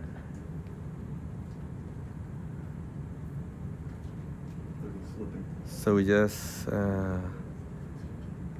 did the third Vibra recording of this dive. You got full penetration. So we're using 2 meters long tubes. This should be the one that comes out. I believe we can get a maximum of 1.7 approximately, 7.5 if you want to be precise, of recovery. Does this third one have modified teeth as well? I did not ask. I believe they all do. They all do. Okay, yay. Becky, I have a, I don't know, a concern about you naming this new thing you did teeth. Why? Because these are fingers. So I think it should be fingernails because they're called the fingers. Okay, claws. Yeah, claws. I like But that. that's gonna get confusing with the grab sampler. But the graph sample is more like a mouth.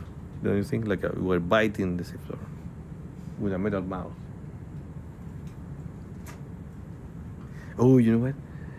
So the graph sampler is the mouth, and the cable is the body. You know. The cable's the body. So it's like a dragon.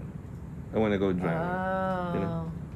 Or a snake, Everything because should be because people dragon. didn't buy me when I said dragon before with the mythology. So a long snake, long thin snake. How long is the cable we have? Like 10,000 meters? 11? Yeah. Yeah. So it's These guys know, but it's my Oh, you know. recollection. I think this direction was a little better.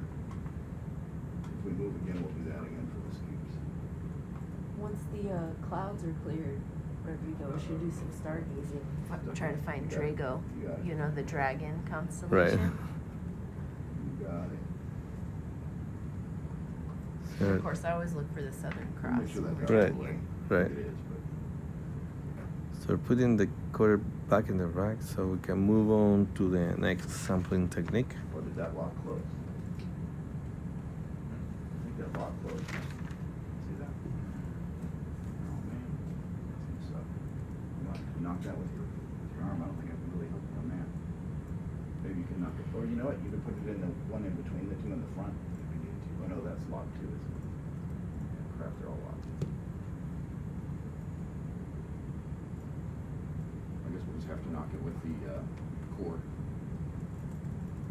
You know, you could probably set it down, lean it, and do that if you need to. Watch that camera.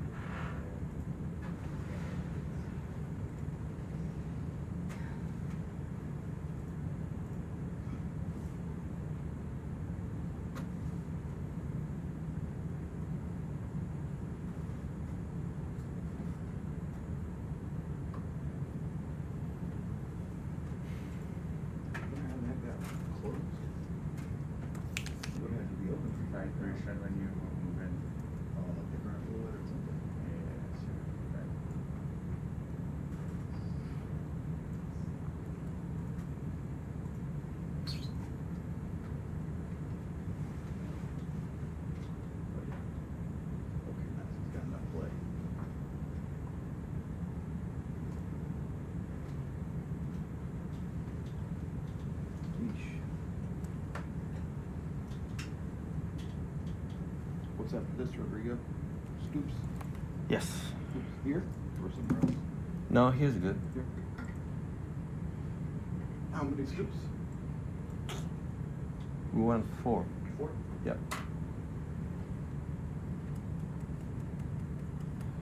And then that's it. And then the mapping.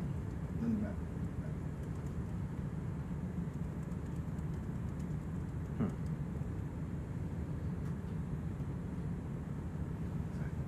Hmm.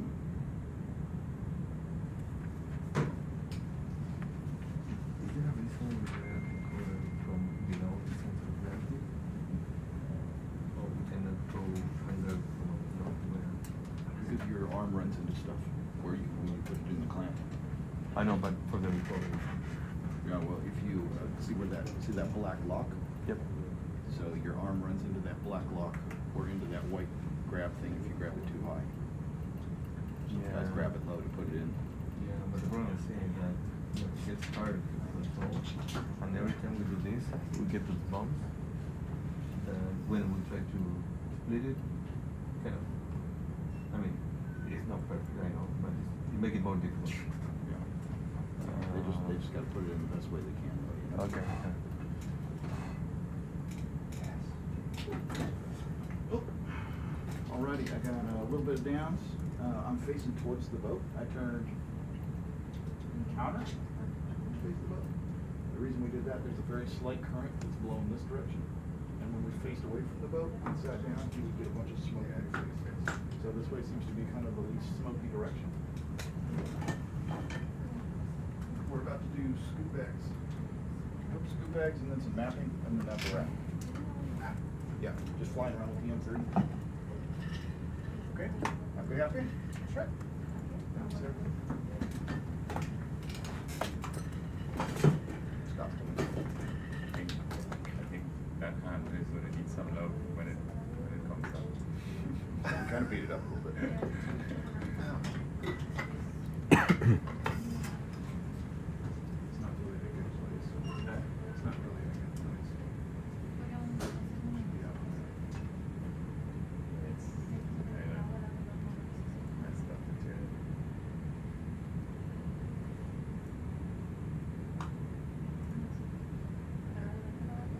You want to do scoops here? Yes, right here. Yeah. Which one do you want to go for, Claude? Are we doing scoops of the biology study Go again? for the One on Do you want that water. They don't want scoops. No, what if we take just 2? Okay. We are right here. So let's do just 2 scoops, please. Sure. Yeah? Okay. Yeah.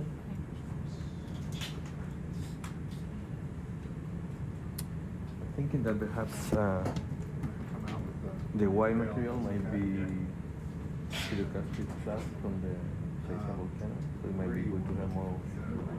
Right? Yeah. This?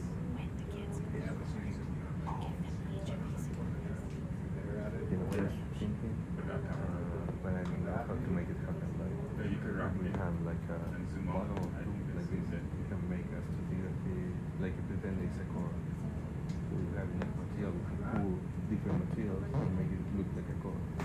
Perhaps 1 per school, not One big. per school, like There 4 will schools. be, no, Take this it out. is 17 schools. I don't have that many bottles. No, but I have some other things we could use. What about vials? But I don't have enough vials. But we're But I- buying some, right? Are we? I mean, I do have centrifuge tubes. No, we're buying some. Claudia? Claudia was doing the logistics for you. I mean, They aren't listening to the the same. yeah, but they're. She says she can get us. She's getting the vials, bidones. the bidones, everything. Bidones And we can figure out a viales. way to have a person is gonna take everything, put it in the ferry, and then another person who's gonna be waiting for it in Chaiten. The only thing we need to do is get that person, the staff, to one of the boats that are coming to the ship. So it's all more or less, yes. And I'm gonna ask money to pay for it, and then I'm gonna pay back to money. You want me to? I only have a few pesos left, but I can give dollars. I know. The thing is, I already have money as a recipient in my hand. So it's easy for me Oh, to, so you know, you can because reverse. if, reimburse her? No, it depends. If I want to send money to you, I have to go Set to up the the forms, profile. set up the profile, Okay. and I have a limit of for the first time I do a transfer. But she's So with good her- for that? She hasn't gone to do that? Yeah, Okay. you better be. Nah, she's okay. Some cities don't. No, she's okay. That number? I owe Try to her. be very mindful. I owe her some money. True. Thank you.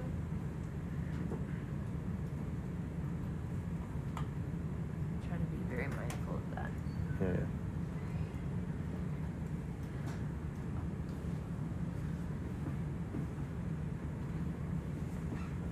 Huh. Good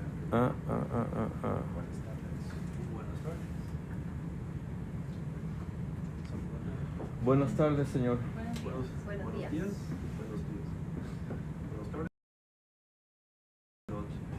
Ojalá fueran buenas noches con Hey, did you log that? Or you just... No. There was a plume of semen coming out of the scoop. Plume of semen coming out of the scoop. What does that mean? What does it imply? Exactly.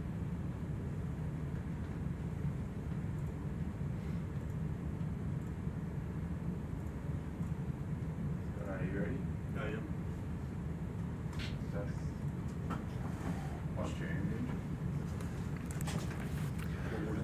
Entonces estamos sacando los últimos tipos de muestras en esta ubicación.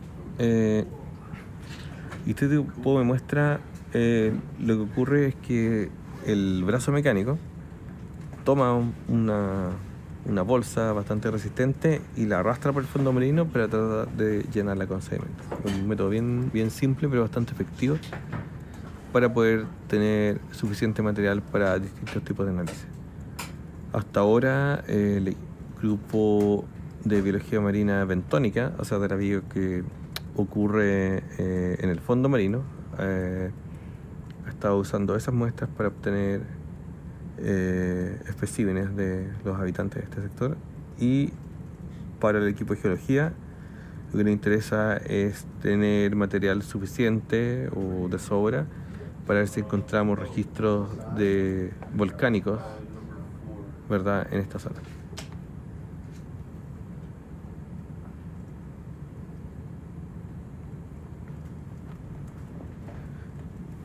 So we're going through the last sampling method we use, the scoop we call it. So you can see, well, right now you cannot see, but you pay attention. There it is. There's something look like a bag with a square shaped frame on it. So the arm is scooping mud from the seafloor. So in this way we get a large volume of sample that can be used for biological studies, particularly about the benthos, which is the fauna that lives right at the seafloor. And for us geologists, we will use this to identify the provenance of these sediments. So for instance, we want to see if we can get samples of volcanic material that we can then relate to the eruption of the Chaiten volcano in 2008. You see that there is fine grain material coming out of it when the pilot shakes the bag, so that implies that it's really fine grains like clays, maybe fine silt coming out of it.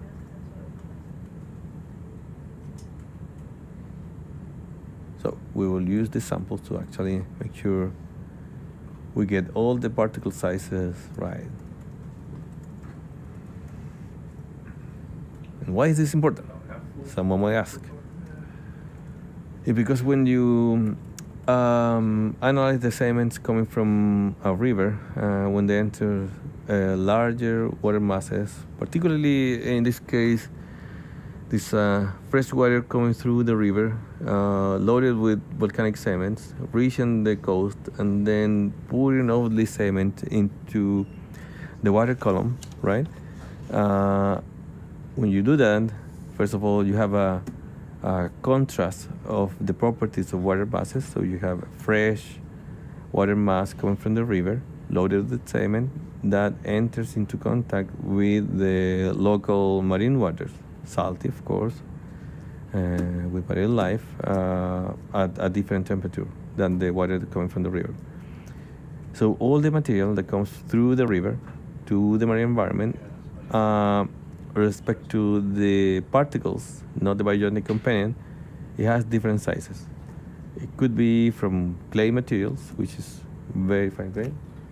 How much sand do you want? Half bag, full bag?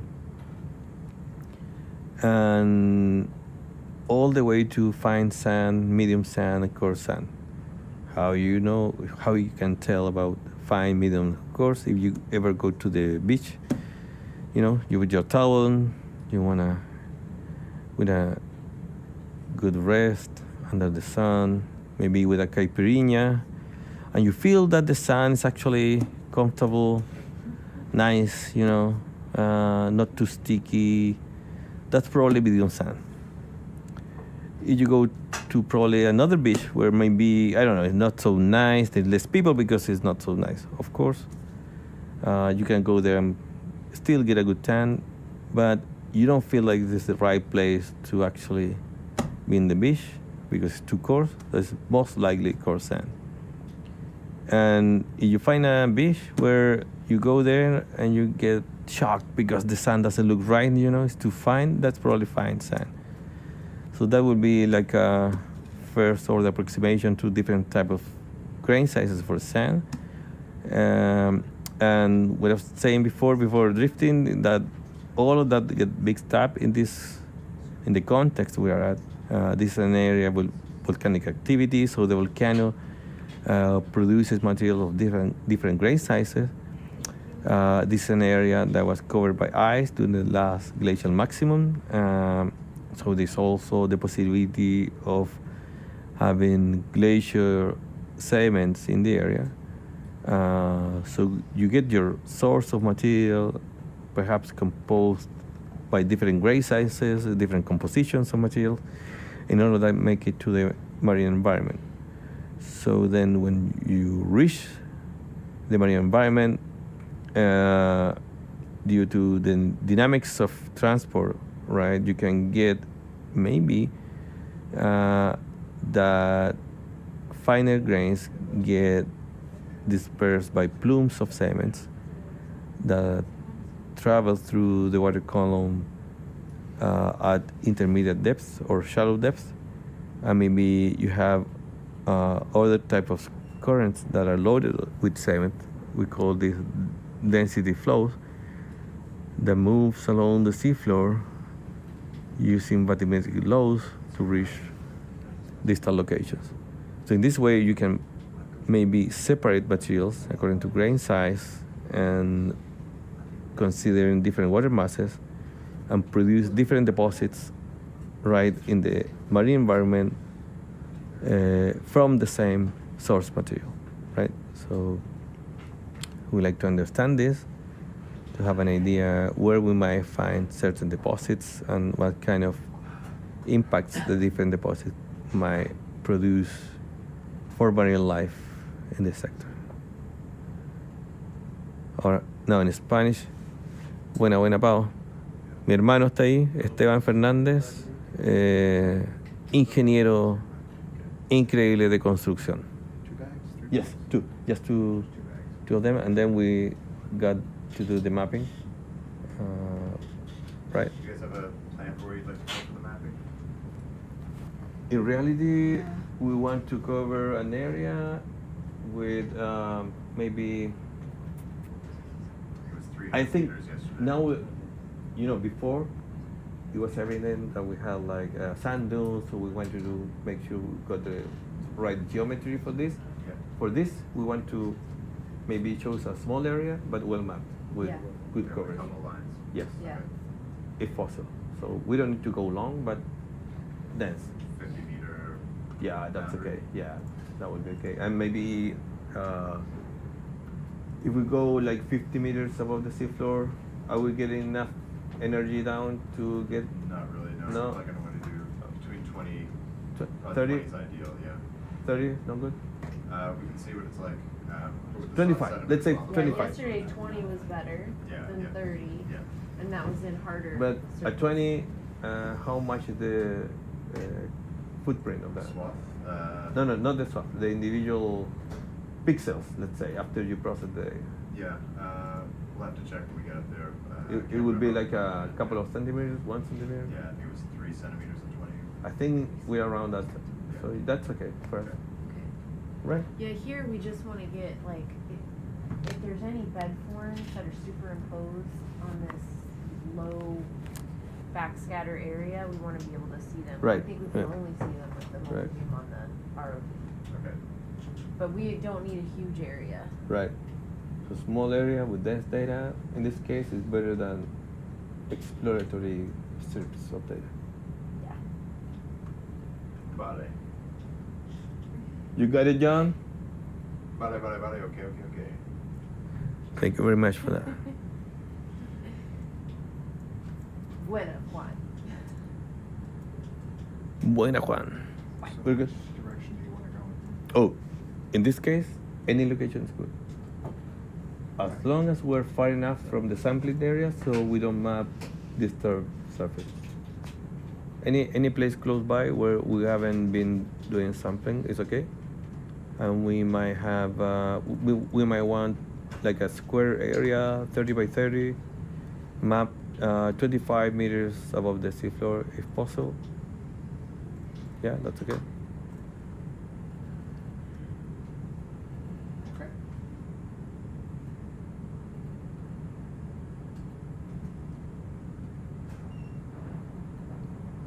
By 30, you said? Yep.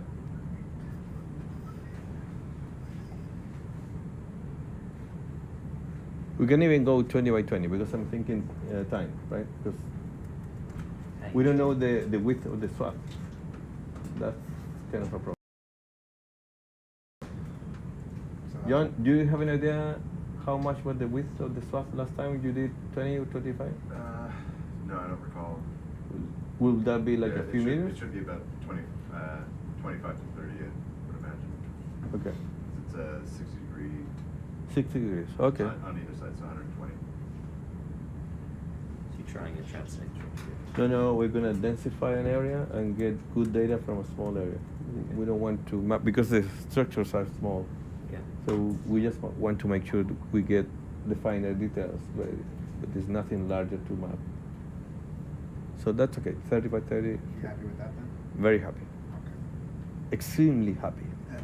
Brilliant. Overjoyed. Fantastic. Overjoyed. Yes. Cool. That sounds good. Gosh. Sounds more than good. So we've got a plan. We've done some mapping. Sorry, Rupert. No, but you've still got the magenta. I'm going to fill in here first. Yeah, I think Yeah. someone just renamed that other one. That was the. Then I've got a couple of options so that the margins of this is sort of at the foot of that dune area. This is slightly higher upslope, slightly further inland where we see a more stratified unit. I think both would be interesting sites actually. So Current. I think these should be the next Yes, ones. Is this a bend in the coastline, right? Is this what? There's a bend in the coastline. Bend. Yes, there is. Yeah, I need to look at the exact location. There is a So bend in the coastline. that's something we need to consider because if it goes like this and then like this, then maybe this area, it might behave differently hydrodynamically. sure. So we might want to have at least one on this Yeah, side so before there- it bends. Yes, yeah. Which I think is what that one is. Right. There's a change in character between this and this. Yeah. Ah, okay. So we see. Yeah. Okay. Yeah. So I think those would be the targets for today. So first we map, then we send the Short mapping. rock. And then another rock dive. And then we're in the same region where we could also add some more graphs. Exactly. Yeah, Perfect. that's cool. Perfect. Perfecto. Perfecto.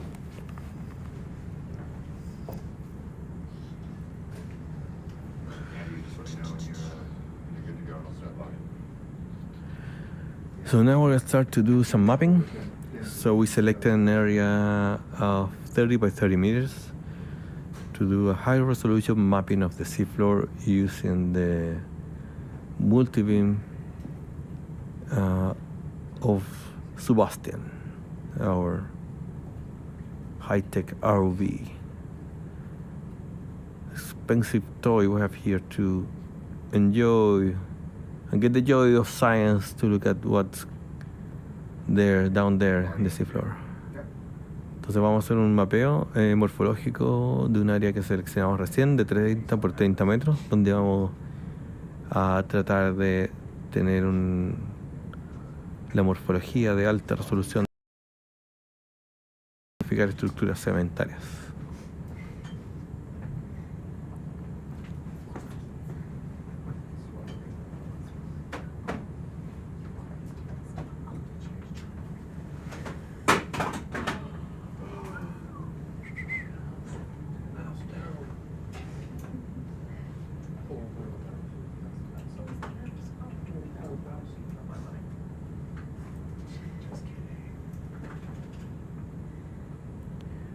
Mitos y leyendas SS. No, aún no. Acabamos de terminar el muestreo del fondo marino con el último método de muestreo, que era este muestreo de usar una bolsa que se arrastra por el fondo y saca grandes volúmenes, algunos litros, aproximadamente 2 por raspado. ¿Por qué dije raspado? Y ahora lo que estamos haciendo, nos vamos a elevar hasta 25 metros aproximadamente del fondo marino, y vamos a usar unos equipos de ecosonda multi-as incorporados en el robot para poder reconstruir en 3 dimensiones este sector. Con eso lo que vamos a hacer es estudiar un poco la dinámica del fondo marino y la interacción con los sedimentos que hemos estado mostrando.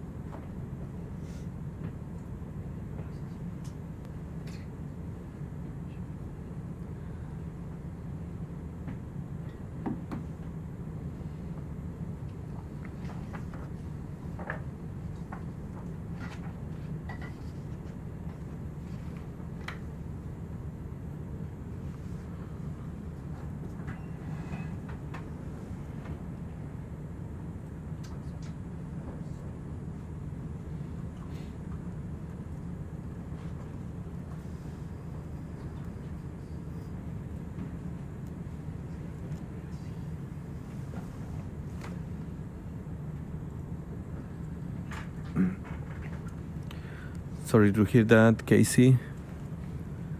Hope everything is okay on your side.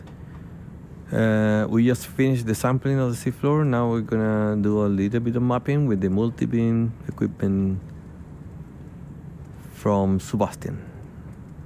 The idea is to have a high resolution 3D mapping of the seafloor to study the structures that are produced by the interaction of bottom currents and the sediments we have been sampling.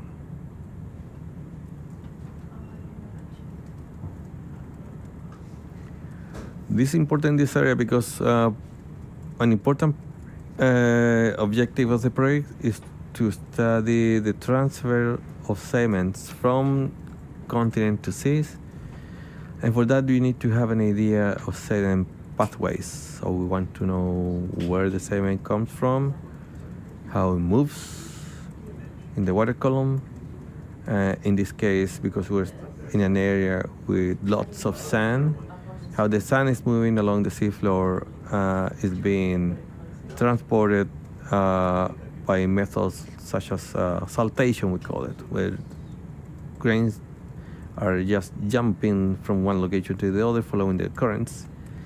Usually this is the process that produces dunes, right? So in this case, we might call it, depending on the spatial scale sand waves or sand dunes. And by studying them, their morphology, and when possible, their internal structure, we can get an idea of processes such as direction of transport, right? Hydrodynamic conditions. And if we use also the information from the samples we're taking, then we can really understand the dynamics of sediment transport at the seafloor. You know, because we also have sediment being transported in the water column through sediment plumes, but that's a whole different beast. Yeah, Lisa, We got really nice samples. Oh, you're very welcome, Casey. Very welcome.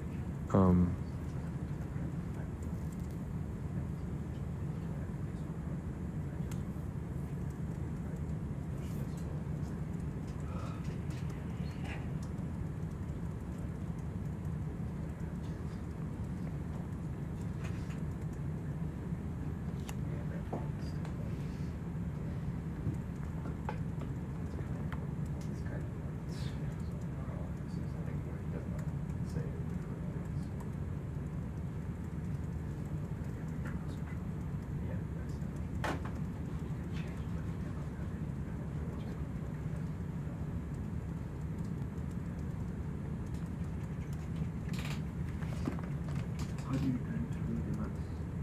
I'm going like doing the square chats. Yes. Okay, let me think.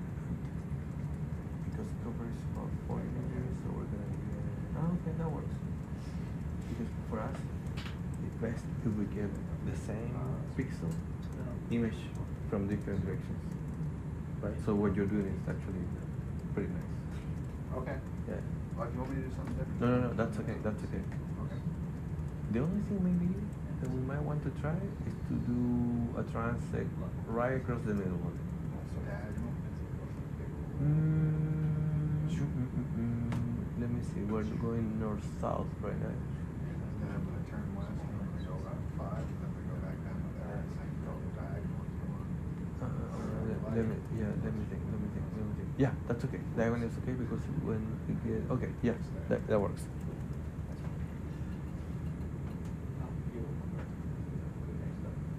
Or I can do a diagonal now and then go up and then go back over. Well, whatever is easier for you. I mean, as long as we get different points of view for the features, I think we're okay. Actually, if you can do 2 diagonals, like crossing line like this, that would be just perfect.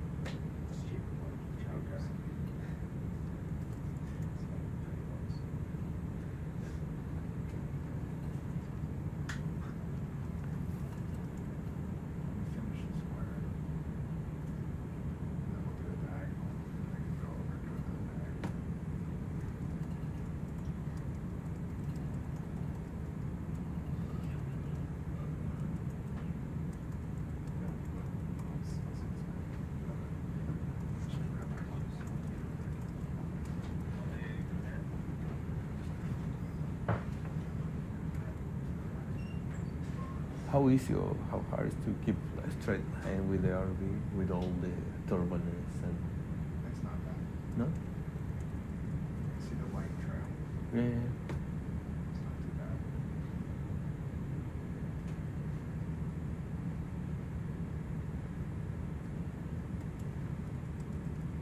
Doesn't seem like much of a hurry. Right.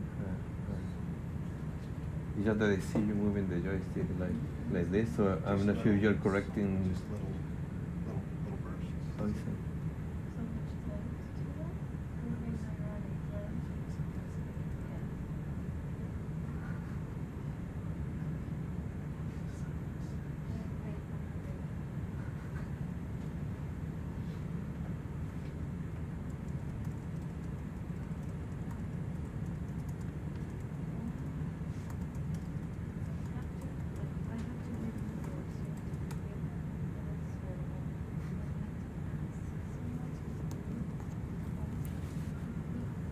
Hi, Lisa.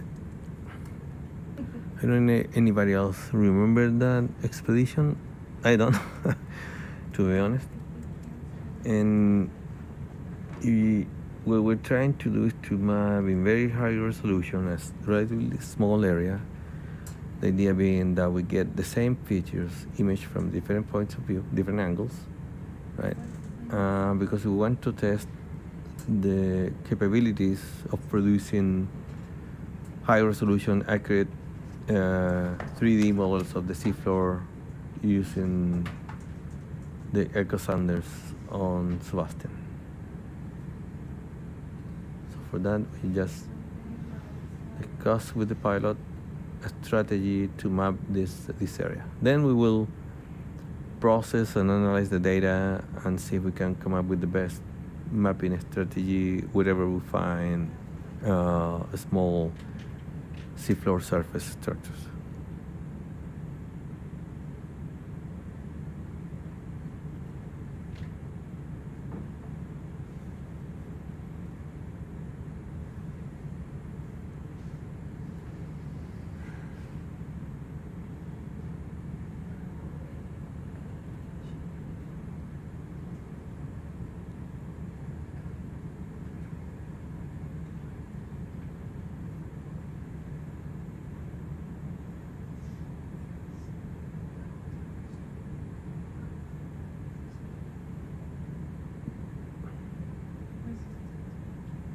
Maybe use an AutoCAD because it's all you. I got the AutoCAD. It slows the turn rate.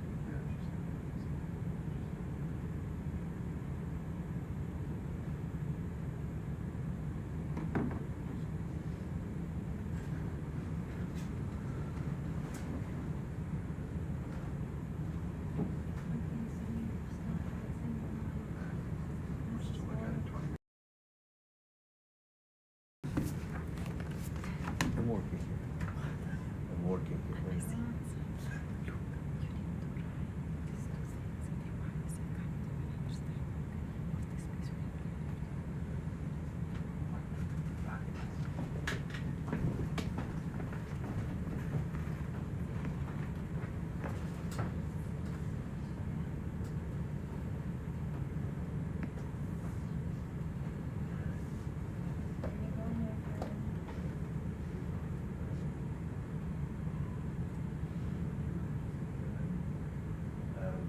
Becky's the plan to come off on retreat the RV afterwards.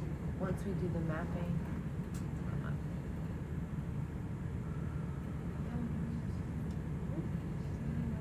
It's a really nice square, guys.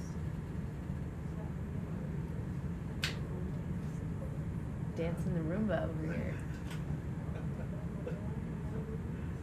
I believe that's the box waltz. Oh, the box waltz. Okay. Stand corrected. I dance corrected. And Becky, I've already seen a bunch of key artifacts. We'll try and do some post-processing on the attitude data. Okay. And see if we can improve a little bit.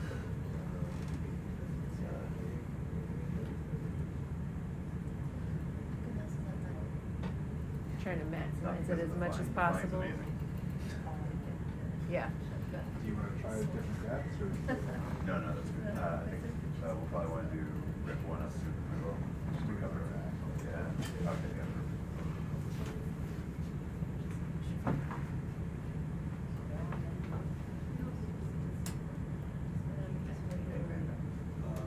Yes, as soon as we finish the mapping. Almost done.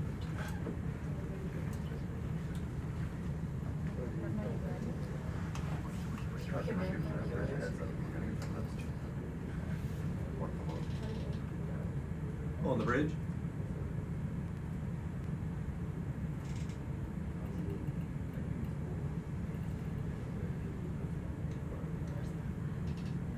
Bridge, ROV. Hot seat.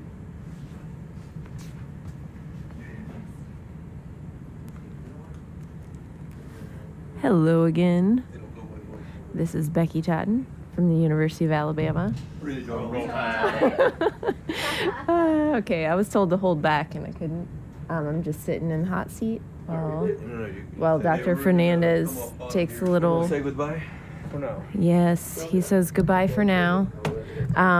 So we've just done a mapping transect of the ocean bottom with the ROV. This is really, really high resolution mapping we're hoping to create through this little square that we've drawn on the seafloor, flying the ROV Sebastian around in a nice tight square here, just to see if there are any features on the seafloor that we might be able to resolve that we can't really see from the ship itself.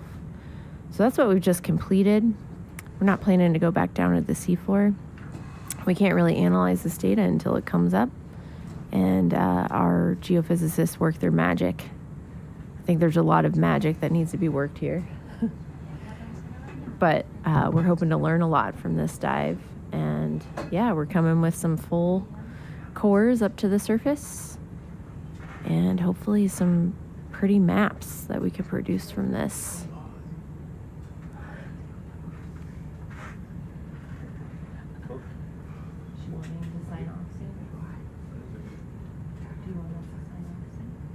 Whenever you're ready. Okay. Unless you want me to be ready. Okay. Are there any concluding statements that need to be made? I think some of the concluding statements here of this dive are that we're going to learn a lot from this mud. Hopefully we will find some ash layers within these sediments that we collected. And hopefully we'll learn a little bit more about how the sediments get reorganized on the seafloor through high resolution maps as well. So we have a lot to do. Once this ROV Sebastian comes back up to the ship, all of our team is going to just completely spring into action and start taking these push cores and Vibra cores and scoop bags off of the ROV. We're going to sample the water in these water bottles called Niskins on the side of the ROV. We're going to do a few things with that. We're going to be looking at the composition of the water. We're also going to be filtering it to see all of these little critters that you see swimming around here. Some of the Niskin bottles have been full of critters, and my students are extremely excited to study the tiniest of organisms here, the microorganisms that are living within the water and living on the sediment and in the sediment, and the dead ones that are in the deeper sediment that we were able to sample through the coring activities we just did.